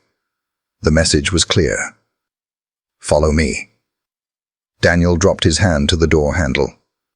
"All right," he muttered, to the dog, to Lucy, to himself. "I hear you." The storm roared in as he opened the door, drenching him instantly. The shepherd staggered forward, collapsing briefly against his leg, then tugging at his sleeve with trembling jaws. Daniel didn't resist. The numbness that had paralyzed him dissolved into raw ache, but the ache was alive, and alive was enough. The streets narrowed as they went, the storm easing only slightly. Each step Daniel took echoed with a single thought. Why here? The shepherd limped ahead, paw dragging, body swaying. Still he pressed forward, as if some invisible thread pulled him. They turned onto Lindell Street. Even in daylight it would have felt abandoned. In the storm, it was worse. Houses sagged inward, windows broken, porches rotting. The rain turned the block into a graveyard. At the far end stood a pale green house, paint peeled in strips, porch sagging, window blown out with jagged glass still clinging to the frame. Shadow stopped in front of it, trembling, eyes locked on the door. One sharp bark. Then he collapsed onto his haunches. Daniel's chest tightened. Whatever nightmare had driven the shepherd to his station was inside. The stench hit him before he stepped on the porch. Mold, sweat, something sour, like sickness. The door was chained from within, not locked with care, locked with desperation. He kicked once, twice. The third time the chain snapped, clattering against the wall. The door swung inward. The smell hit full force. Rot, bile, sickness clinging to the air like a weight. Daniel lifted his flashlight. The beam cut across a sagging couch, bottles scattered, water stains crawling the walls. Silence pressed down, oppressive. Then the light found something small, a little girl, 4, maybe 5, curled tight on the warped floorboards. Her tangled hair clung to damp cheeks. Her hoodie stuck to her thin frame, dark with sweat. A stuffed rabbit lay nearby, one button eye missing. Daniel dropped to his knees. "Sweetheart." His voice cracked. Her chest moved, but barely. Shallow, ragged breaths, past lips tinged gray. His hand pressed to her forehead. Heat flared under his palm. Fever, violent, burning. For a terrifying second, the world doubled. Lucy's face flickering over hers, whispering, "Daddy, something's wrong." "No," Daniel whispered. "Not again." Training surged in. He checked her airway, pulse, tilted her chin, freed her collar, pulse ready and fast. "Unit 42A, Code 3, he barked into the radio. "Female child, approx 4, unconscious, severe fever, 3U85 South Lindell. An ambulance is needed now." Static confirmed, but Daniel wasn't waiting. He brushed damp hair from her face. "Stay with me, sweetheart. Stay right here." Her eyelids fluttered. A whimper slipped out. Daniel's chest twisted. Lucy's lashes. "You're so strong," he murmured. "Don't quit on me." Behind him, the shepherd whined. Daniel glanced back, bloodied, swaying, but his eyes never left the girl. "You did good," Daniel whispered. "You brought me to her." He shrugged off his jacket, draping it over the girl's frame. Each second dragged. Her pulse weakened further. Then her lips shaped a word. "Daddy." The broken whisper split him open. She wasn't calling for him, but tonight she had him. "I'm here," he whispered back. Sirens wailed faintly. He lifted her gently, her body frighteningly light, heat searing through his uniform. "You're safe now. Just hold on." The flashing lights of the ambulance cut through the storm, red and white strobes reflecting off puddles like fractured hope. Tires screeched to a halt outside the sagging green house. Her EMTs spilled out, Janelle, tall and steady, and Danny, younger, adrenaline sharp in his eyes. Daniel met them on the porch, Emma clutched to his chest. 4 years old, unconscious, fever, suspected sepsis, pulse weak. She's crashing. Janelle didn't waste a second. "Get the O2 ready. Let's move." They rushed down the steps. Shadow barked faintly from the porch, too broken to follow. But his eyes tracked Emma, as though will alone might keep her alive. Inside the ambulance, the storm faded behind steel doors. Harsh white light replaced it, monitors ticking awake. Daniel climbed in without permission, gripping Emma's hand as they laid her on the stretcher. Her body looked impossibly small. Oxygen hissed as the mask covered her face. An IV slid into place. She whimpered faintly, fingers twitching against Daniel's. "That's it," Daniel whispered, his thumb brushing her palm. "Stay with me, sweetheart. You're not alone anymore." Her eyelids fluttered. A weak moan slipped out. "That's my girl," he breathed, voice cracking. The word slipped out before he could stop it. He didn't mean Lucy. He meant Emma, but it was both. The ambulance jolted forward. Sirens wailed. Rain hammered the roof like artillery. Daniel bent close, whispering steady encouragement. Each word was as much for himself as for her. Not again. Not this time. The hospital lights cut through the storm, glowing white against the night. 2 minutes, Janelle called. Daniel pressed his forehead to Emma's damp hair. "Almost there, sweetheart. Just hold on for me." Her fingers twitched faintly in his palm, weak but alive. The ambulance slammed into the emergency bay. Doors flew open. Daniel was halfway to his feet. Emma's hand still clutched in his. "Go, go, go," Janelle barked. The stretcher rolled down the ramp. Rain sheeted down in silver curtains. Then, a sound. A scrape. Daniel turned. Against the bumper slumped a body. A shepherd, paws splayed against wet metal, claws dragging faintly. "God," Daniel whispered. Shadow. He had clung to the step the entire ride, battered by steel, blood streaking the bumper. His flanks heaved, each breath a tremor, but his eyes were open, fixed not on himself, but on Emma. The staff froze. "We can't bring that dog inside," one orderly muttered. "No." Daniel's voice cracked like thunder. "We're not leaving him." He stepped forward, soaking, voice low but unyielding. "That dog saved her life. He bled himself dry to bring me to her. He clung to that bumper because he refused to leave her side. If she goes in, he goes in." Silence. Then Janelle straightened. "He's right. Get him inside. Now." Shadow lifted his head faintly, ears twitching, tail giving one weak thump. His eyes found Daniel's trust shining through the haze of pain. "You did good, boy," Daniel whispered, brushing blood-soaked fur. "You're not alone either." Not anymore.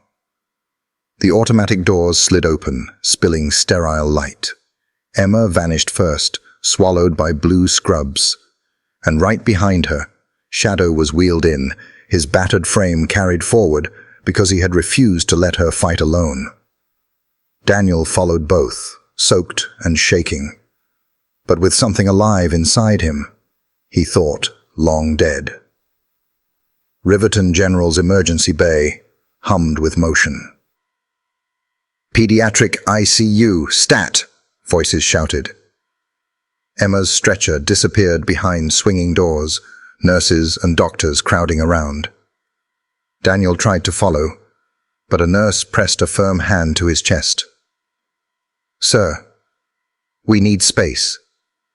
His hand slipped from Emma's, left open and empty. The doors closed. For a second, he just stood there, palm outstretched. Then the memory struck. Another night, another set of doors, Lucy's limp hand slipping away. His chest seized. He pressed to the wall, fighting for breath. Not again. Not again. A sound broke through. A low whine. Daniel turned. Shadow had collapsed in the hall. Blood pooled beneath his torn shoulder. His chest rose and fell unevenly, but his eyes, dull, rimmed red, remained fixed on the doors Emma had vanished through. "Easy, boy," Daniel whispered, dropping to his side. Staff hesitated. Security moved. "Sir, he can't." "Don't." Daniel's voice snapped sharp. He stays. He's the reason she's here. A young vet tech appeared, Eli Ramirez, barely 20, glasses fogged with nerves. I can take him. Just give me supplies. He knelt, gloved hands assessing. 17 stitches, bruised ribs, torn paw. But he's holding on. Shadow whimpered under the antiseptic sting, but didn't fight. His eyes flicked once toward Daniel, then back to the doors. Daniel laid a hand on his head. You did good, partner. Don't quit on me now. Minutes dragged. The storm rattled the windows. Nurses hurried past. Daniel stayed kneeling, one hand on the shepherd's side, his eyes locked on the doors. Every beep from inside was an echo of Lucy. Every muffled voice is a ghost. His chest ached with it. But he didn't move, because this time, waiting wasn't absent. This time, waiting was a present.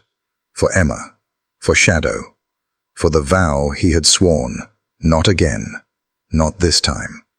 And for the first time since Lucy's death, Daniel Hayes stayed. The rain at the precinct window blurred into streaks of silver light, smearing the city into shapes without edges. Daniel Hayes sat at his desk, motionless, the resignation letter folded in front of him. One sheet of paper. 12 years of service reduced to a handful of sentences. He hadn't signed it yet. He told himself he would tonight. Outside, thunder rolled low. The storm pressed against the glass doors, rattling the frame. Inside, the silence was louder. Daniel's uniform clung to his shoulders, the fabric heavy, soaked in memory more than rain. He hadn't heard the thud at first, just another crack of storm against the doors. But then came the bark. Not thunder, not wind, a bark, sharp, desperate. Daniel looked up and froze. Pressed against the glass was a German shepherd, drenched, bleeding. One paw raised, smearing crimson streaks down the pane. His eyes locked on Daniel's, not wild, not feral, pleading. And in those eyes, Daniel heard it again. Lucy's whisper from 10 months ago. Daddy, something's wrong. The letter on his desk felt like ash. Daniel rose slowly. His hand hovered on the door handle. The storm hammered harder, as though urging him to decide. All right, he whispered to himself, to the dog, to Lucy. I hear you. The door swung open. The shepherd staggered forward, collapsing against his leg before tugging weakly at his sleeve. Daniel didn't resist. He followed. The city streets drowned under sheets of rain. Water coursed along gutters, carrying branches and bottles in a rushing tide. The shepherd limped ahead, body trembling, paw dragging with each stride. He faltered, but each time his ears twitched, his eyes lifted, and he pressed on. Daniel followed close, boots splashing, every nerve awake. His holster felt heavy, but the weapon at his side felt useless. Whatever waited ahead, it wasn't a threat he could shoot. They turned onto Lindell Street. Even in daylight, the block would feel abandoned. In the storm, it was something worse. Houses sagged into themselves. Windows gaped open, glass shattered. Mailboxes leaned on single screws. Every porch rotted. Every step groaned under rain. At the far end stood a pale green house. Paint peeled in long strips, porch sagging, one window blown out, jagged teeth of glass still clinging to the frame. The shepherd stopped there, barked once, weak, broken, and collapsed onto his haunches. His eyes never left the door. Daniel's chest tightened. He knew, without words, that whatever had driven the dog through the storm lived inside that house. The stench hit him before his boots touched the porch. Mold, sweat, something acrid, like sickness. He lifted his flashlight, beam slicing through the rain. The door was chained from inside, not locked with care, locked with desperation. Daniel braced himself, then kicked. Once, twice. The third time the chain snapped. The door swung inward. The smell hit full force. Rot, bile, a suffocating weight that clung to the air. His light swept across warped floorboards, a sagging couch, bottles scattered across the table. Silence pressed down, heavier than the storm. Then the beam caught something small, a bundle of fabric. No, smaller, a body, curled tight on the floor. A little girl, 4, maybe 5. Her tangled hair clung to damp cheeks. Her hoodie stuck to her frame, dark with sweat. A stuffed rabbit lay near her, one button eye missing. Daniel dropped to his knees. "Sweetheart." His voice cracked. Her chest moved, but barely. Shallow, ragged breaths passed lips tinged gray. His palm pressed to her forehead. Heat seared his skin. Fever, violent, burning. For one terrible second, Lucy's face flickered over hers. The same lashes, the same fragile chest, rising and falling. "No," Daniel whispered. "Not again." Training surged in. He tilted her chin, checked the airway, pulse, thready and fast. He thumbed the radio. "Unit 42A, Code 3. Female child, approx 4. Severe fever, unconscious. 3085. South Lindell. An ambulance is needed now." Static answered. Then dispatch confirmed. But Daniel wasn't waiting. He brushed hair back from her face, whispering steady. "Stay with me, sweetheart. Stay right here." Her eyelids fluttered. A faint whimper slipped out. Behind him, the shepherd whined. Daniel turned, bloodied, trembling. But those eyes stayed locked on the girl. "You did good," Daniel told him. "You brought me to her." He lifted her gently. Her body was frighteningly light. Heat radiated through his uniform. She whimpered faintly, then sagged against him. "You're safe now," he whispered. "Just hold on." Red strobes cut through the storm. Tires screeched. EMTs spilled out. Janelle, tall and steady. Danny, young but sharp-eyed. Daniel met them on the porch. The child clutched against his chest. 4 years old, unconscious, he barked. High fever, suspected sepsis, weak pulse. Janelle didn't waste a second. O2. Let's move. They loaded her quickly. Shadow barked once from the porch, faint, broken. But his eyes burned as though sheer will alone might keep her alive. Inside the rig, harsh white light replaced the storm. Equipment hummed. Monitors clicked to life. Daniel climbed in without permission, gripping Emma's hand as they laid her on the stretcher. Her small body vanished in the white sheets. Oxygen hissed through the mask. An IV slid into place. She whimpered, weak fingers twitching against Daniel's. "That's it," he whispered, thumb brushing her palm. "Stay with me. You're not alone anymore." Her eyelids fluttered. "That's my girl," he breathed. The word cracked his throat. He hadn't meant Lucy. But it was both. The ambulance jolted forward. Sirens wailed. Rain hammered the roof. Daniel bent close, whispering steady encouragement. Words for her, words for himself. Not again. Not this time. The glow of Riverton General cut through the night. 2 minutes, Janelle shouted. Daniel pressed his forehead to the girl's damp hair. Almost there, sweetheart. Just hang on. Her fingers twitched weakly. Alive.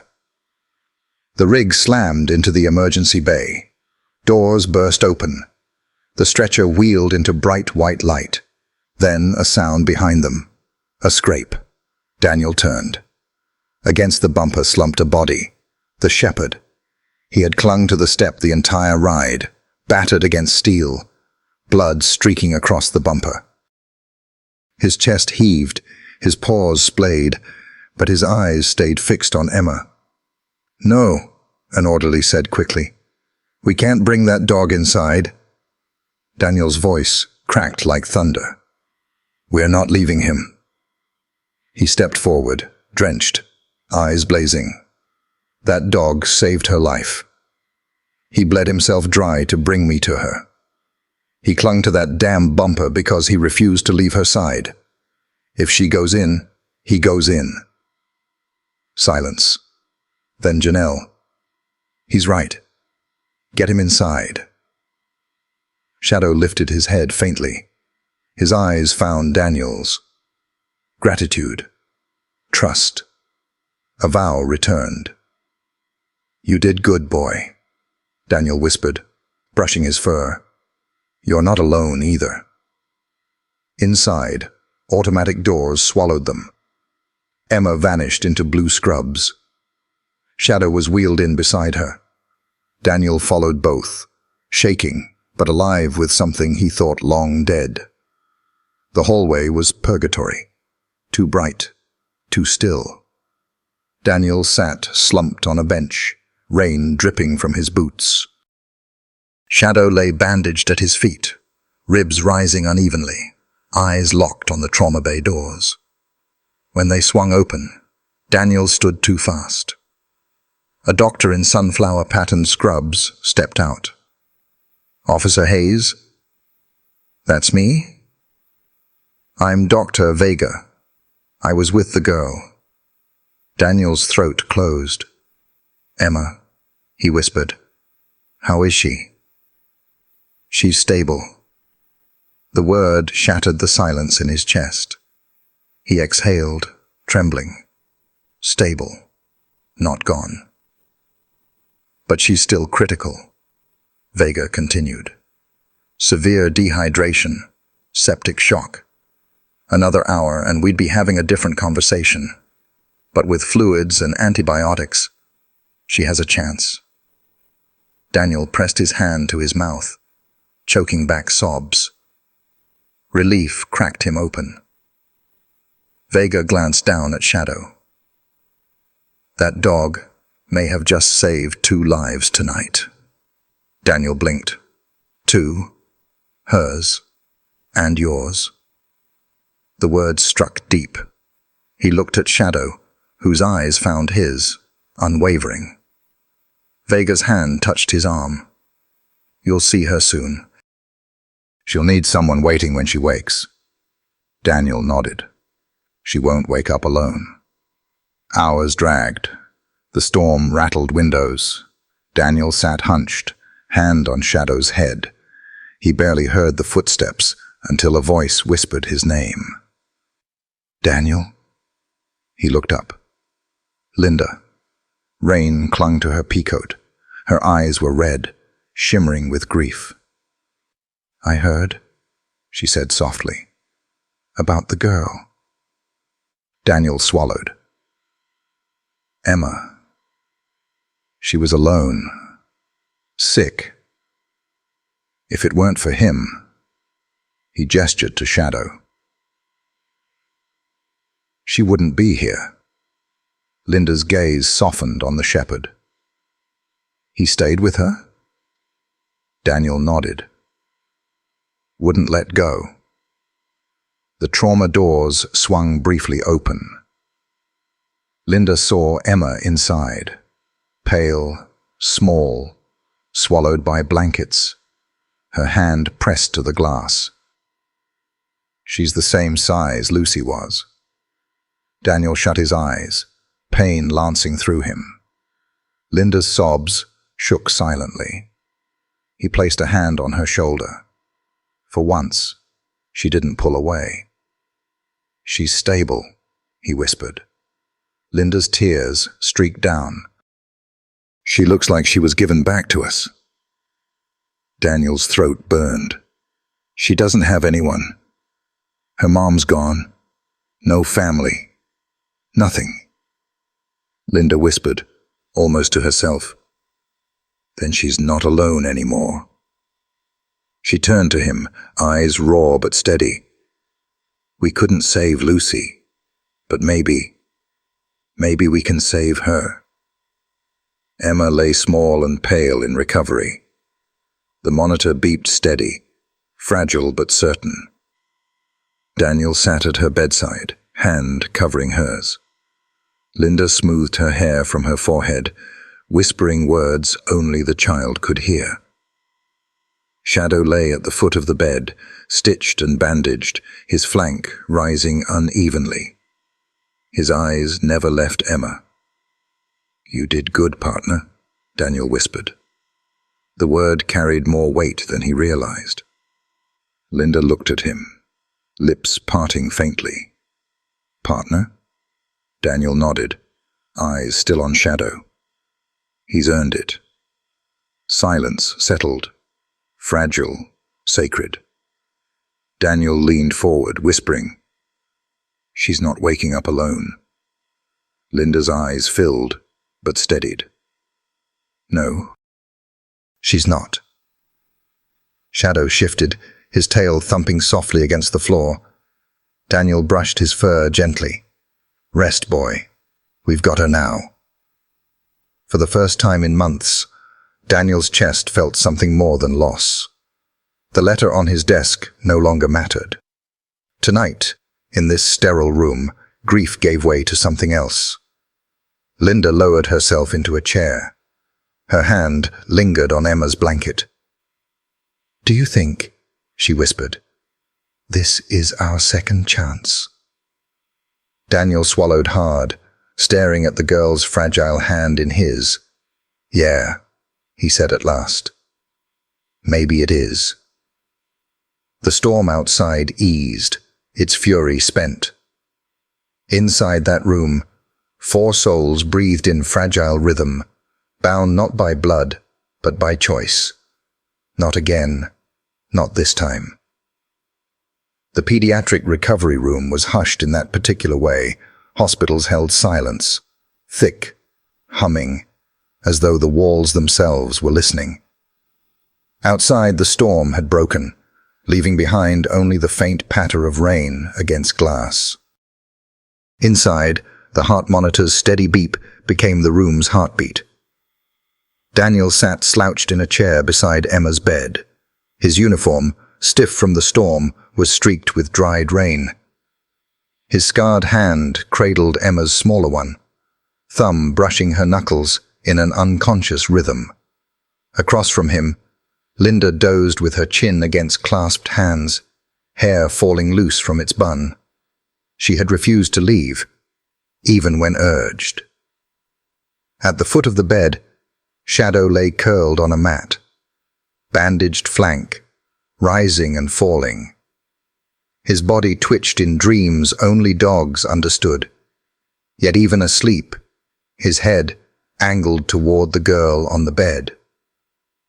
Then it happened. A soft sound, barely audible, but enough to snap Daniel upright. Emma stirred, her fingers twitching against his palm. The monitor quickened, his chest tightened. "Sweetheart," he whispered, his voice rough, fragile with hope. Her eyelids fluttered, then opened.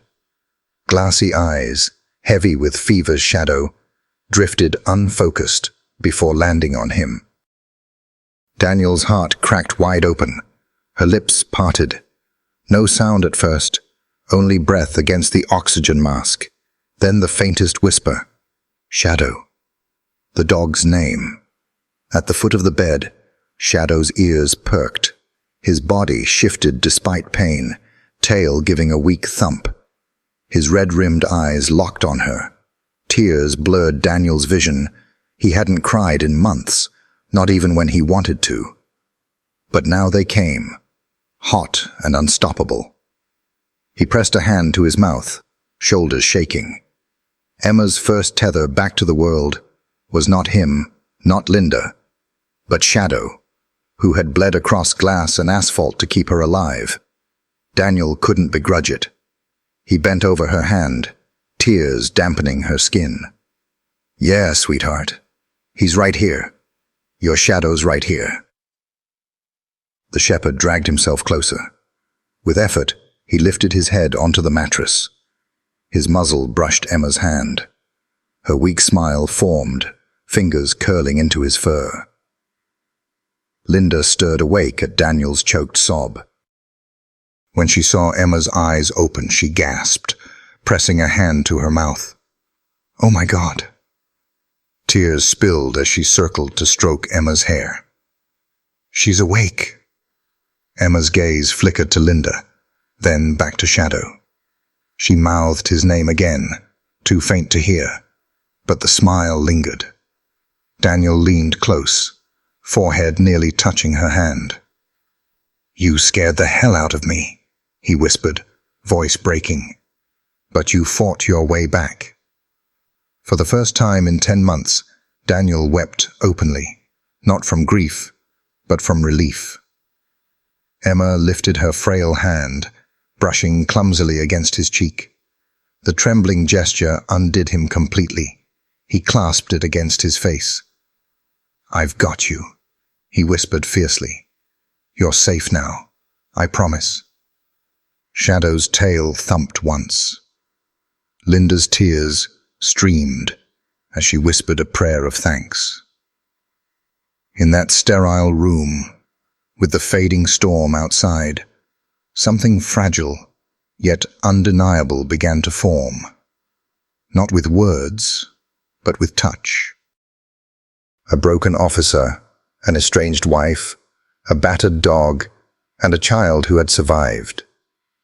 For the first time since Lucy's death, Daniel felt it again. Hope. Winter sunlight spilled pale gold across Riverton. At the end of Lindell Street, the pale green house stood changed. Its once shattered windows now gleamed. The front porch was rebuilt, a new brass handle shining on the door. Where silence and mildew had once reigned, warmth now lived. Daniel stood in the kitchen, sleeves rolled, flipping pancakes in a skillet.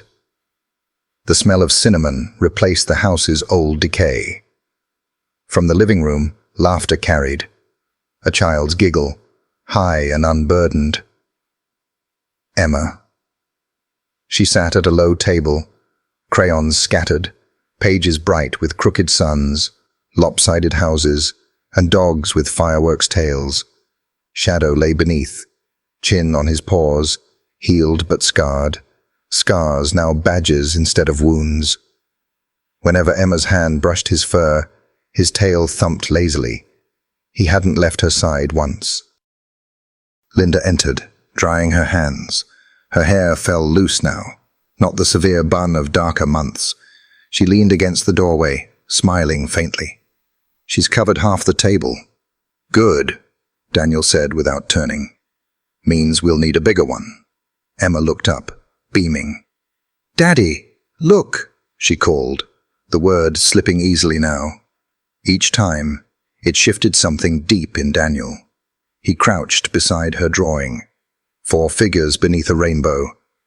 A tall man, a woman, a little girl with a cape, and a dog smiling wide. Above them, clumsy letters read, "My family." Daniel's throat tightened. He brushed a strand of hair from her face. "It's perfect, sweetheart. Absolutely perfect." She threw her arms around his neck. He froze. Lucy's embrace echoed through him, then wrapped his arms around Emma, holding her close as warmth seeped into him. Linda watched from the doorway, tears in her eyes, smiling through them. Shadow shifted, tail thumping once, deliberate and content. That night, Emma was tucked into her lavender-painted room.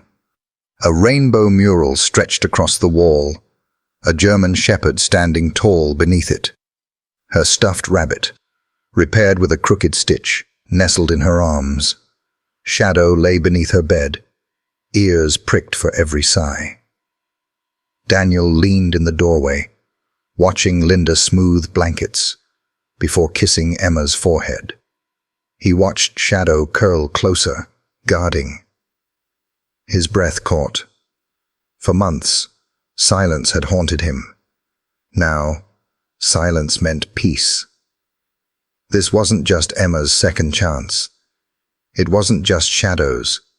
It was his. The house that had been a tomb was alive. Morning brought coffee smells and radio folk songs. Sunlight painted golden patches on the floor. Laughter rang through the rooms like music. Daniel sat at the table, coffee steaming in his hands. His eyes carried a spark again. Across the rug, Emma twirled in her cape, Shadow padding after her, scars fading beneath thick fur.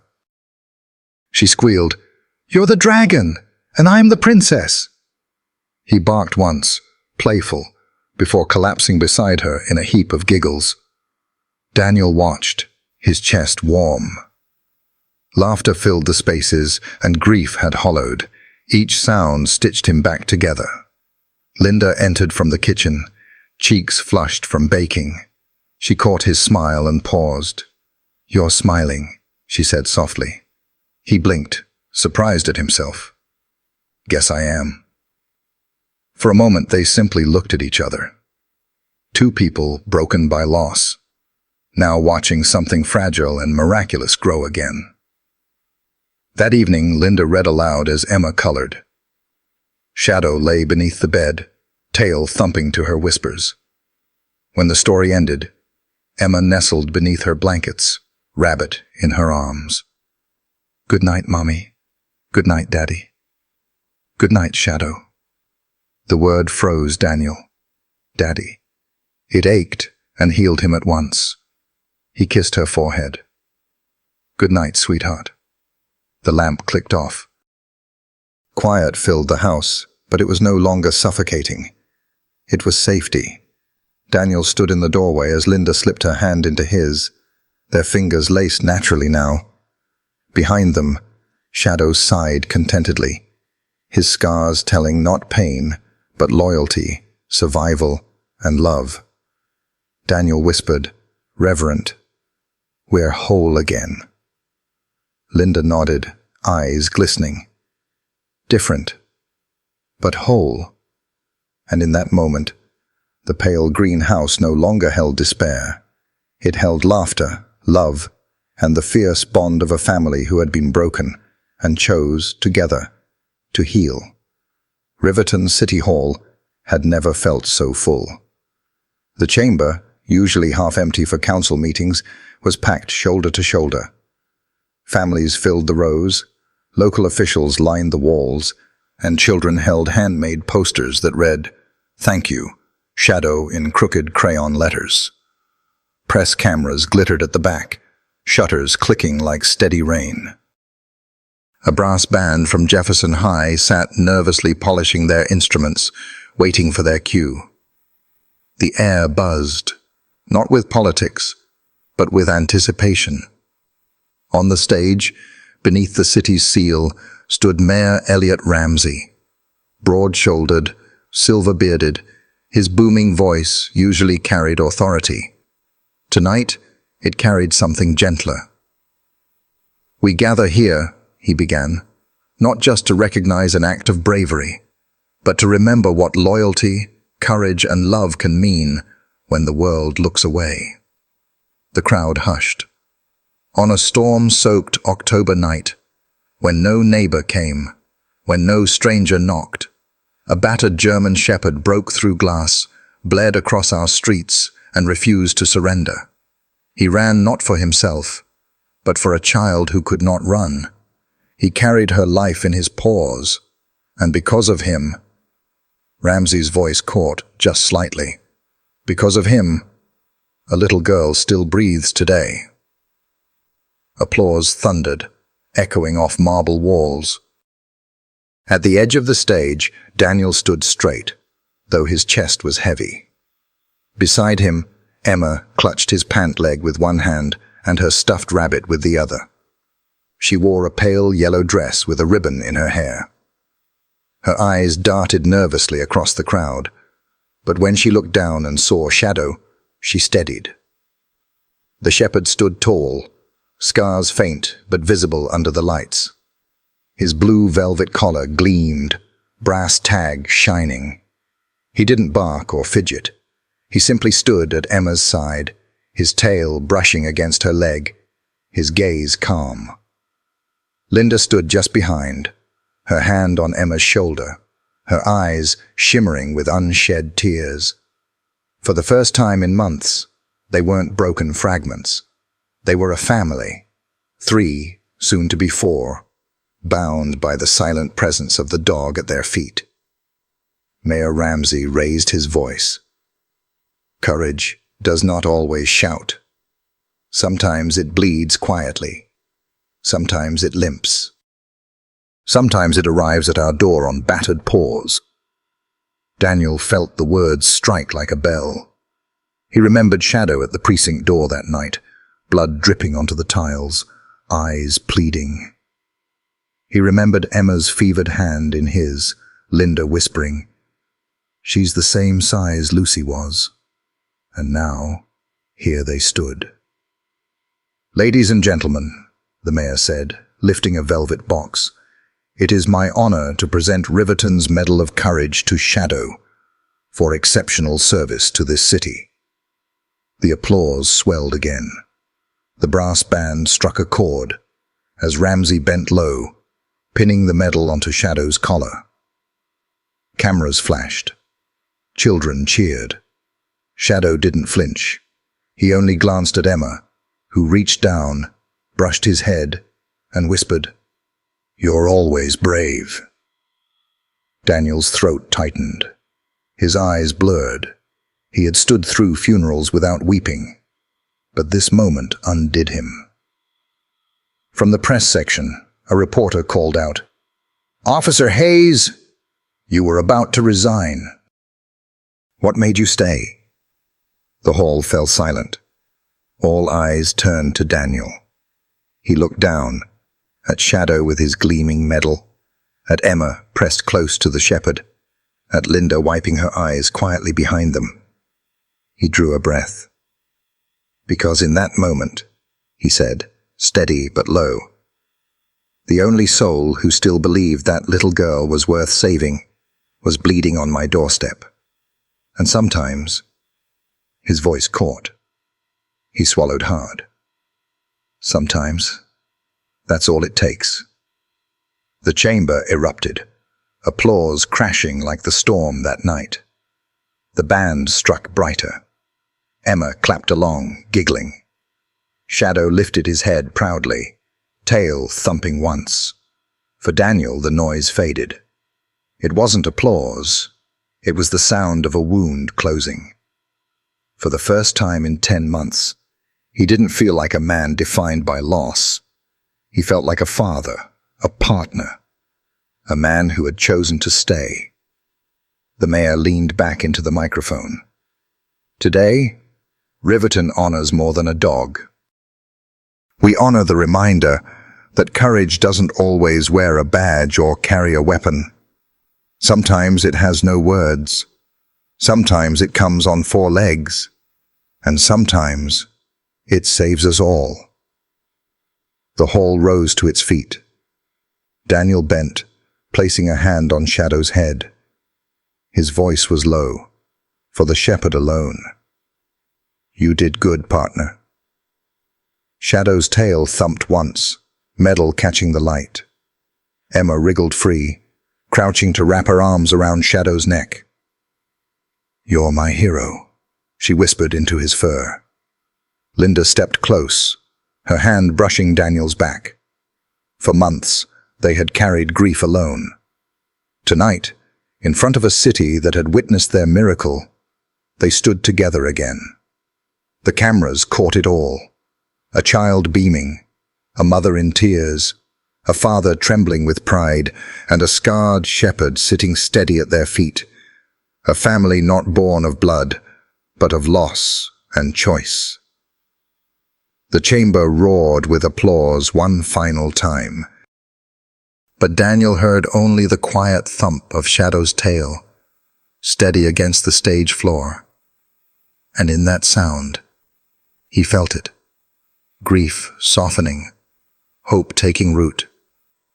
Second chances, he realized, don't always arrive the way we expect. Sometimes they arrive on four legs. The house on Lindell Street no longer groaned with silence. Tonight, it breathed with warmth. The faint tick of the hallway clock, the smell of vanilla from Linda's baking, the creak of floorboards as Daniel walked slowly toward Emma's room. Outside, the spring night was still, stars scattered above the rooftops. Emma's room glowed in lavender and white. The walls, once bare, now carried crayon sketches taped beside Linda's rainbow mural. Stuffed animals crowded the shelves, and the quilt on her bed was tucked carefully at the corners. She had insisted on helping that morning, her small hands fumbling until Daniel guided them. Now she sat cross-legged in pajamas, rabbit clutched to her chest. Her curls spilled across her shoulders, haloed by lamplight. She looked up when Daniel appeared in the doorway, smiling without hesitation. "Daddy," she said softly. "Is it bedtime already?" He leaned against the frame, smiling back, this time for real. "It is, and I think someone's stalling." Emma giggled. "Maybe." From beneath the bed, Shadow stirred. The shepherd's body stretched across the floorboards, his head resting on his paws, tail thumping lazily.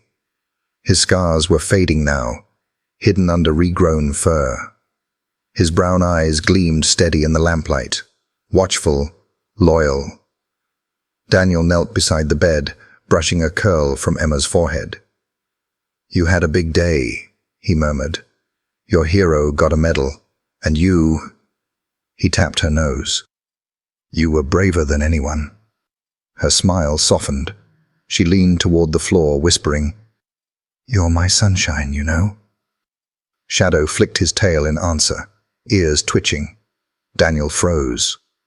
Lucy had once said those very words to him.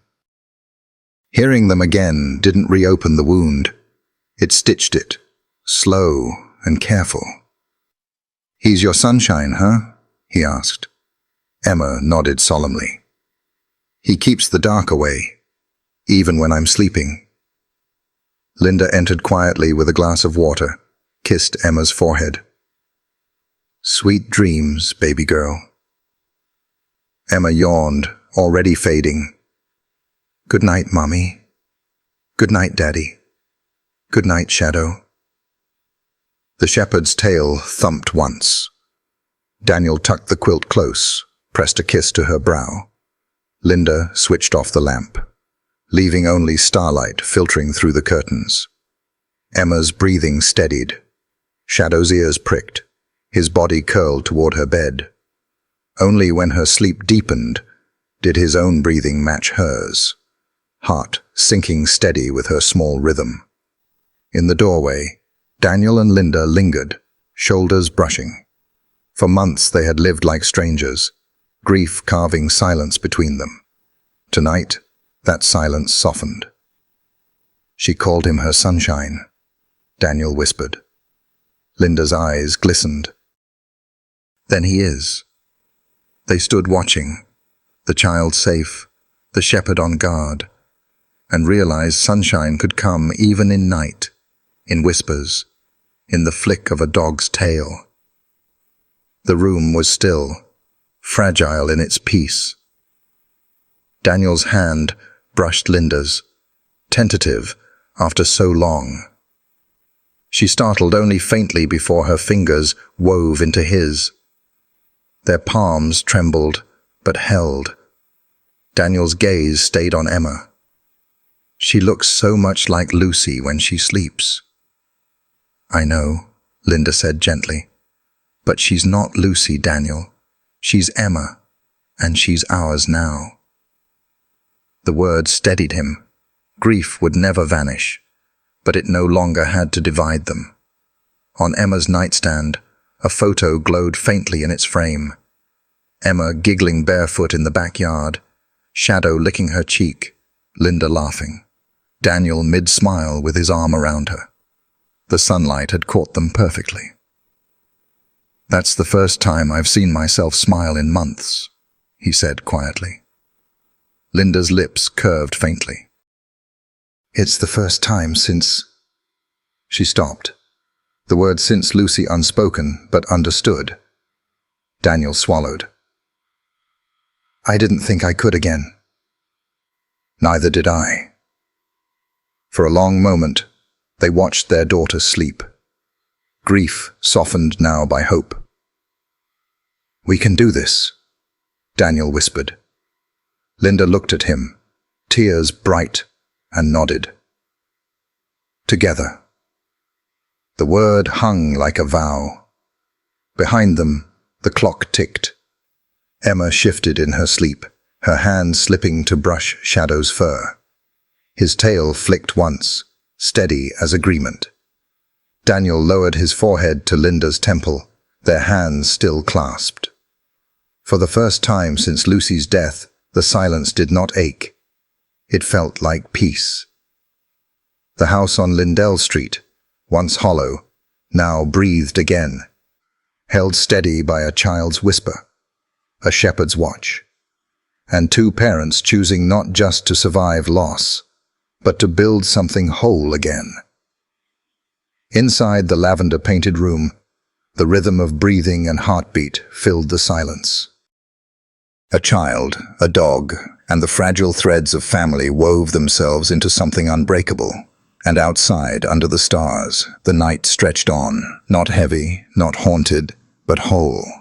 Because sometimes the bravest battles are fought without words, without banners, without fanfare. Sometimes courage is not loud. It is quiet, bloodied, scarred, and loyal. It waits in the shadows beneath a child's bed. It beats in rhythm with her small, steady breaths. And sometimes that is enough to heal the world. Sometimes, stories like this remind us that love doesn't always come in grand gestures. It often shows up quietly, on four legs, with eyes that never stop believing in us. German shepherds and so many other loyal dogs carry a kind of courage that asks for nothing in return. They don't measure our worth by success or failure. They simply stand by us, even in our darkest hours. If you've ever looked into your dog's eyes and felt that wordless bond, you already know what I mean. For anyone who wants to nurture that connection a little more deeply, there are some wonderful resources out there that share gentle ways to strengthen trust, communication, and companionship with your dog. I've left one below, not as an ad, just something I found meaningful and thought you might too. Take it or leave it, but if it helps you see your dog in a new light, then maybe that's one more small miracle in a world that could always use a few more. And if this story touched you, I hope you'll carry its message with you. That loyalty, love, and second chances are never wasted.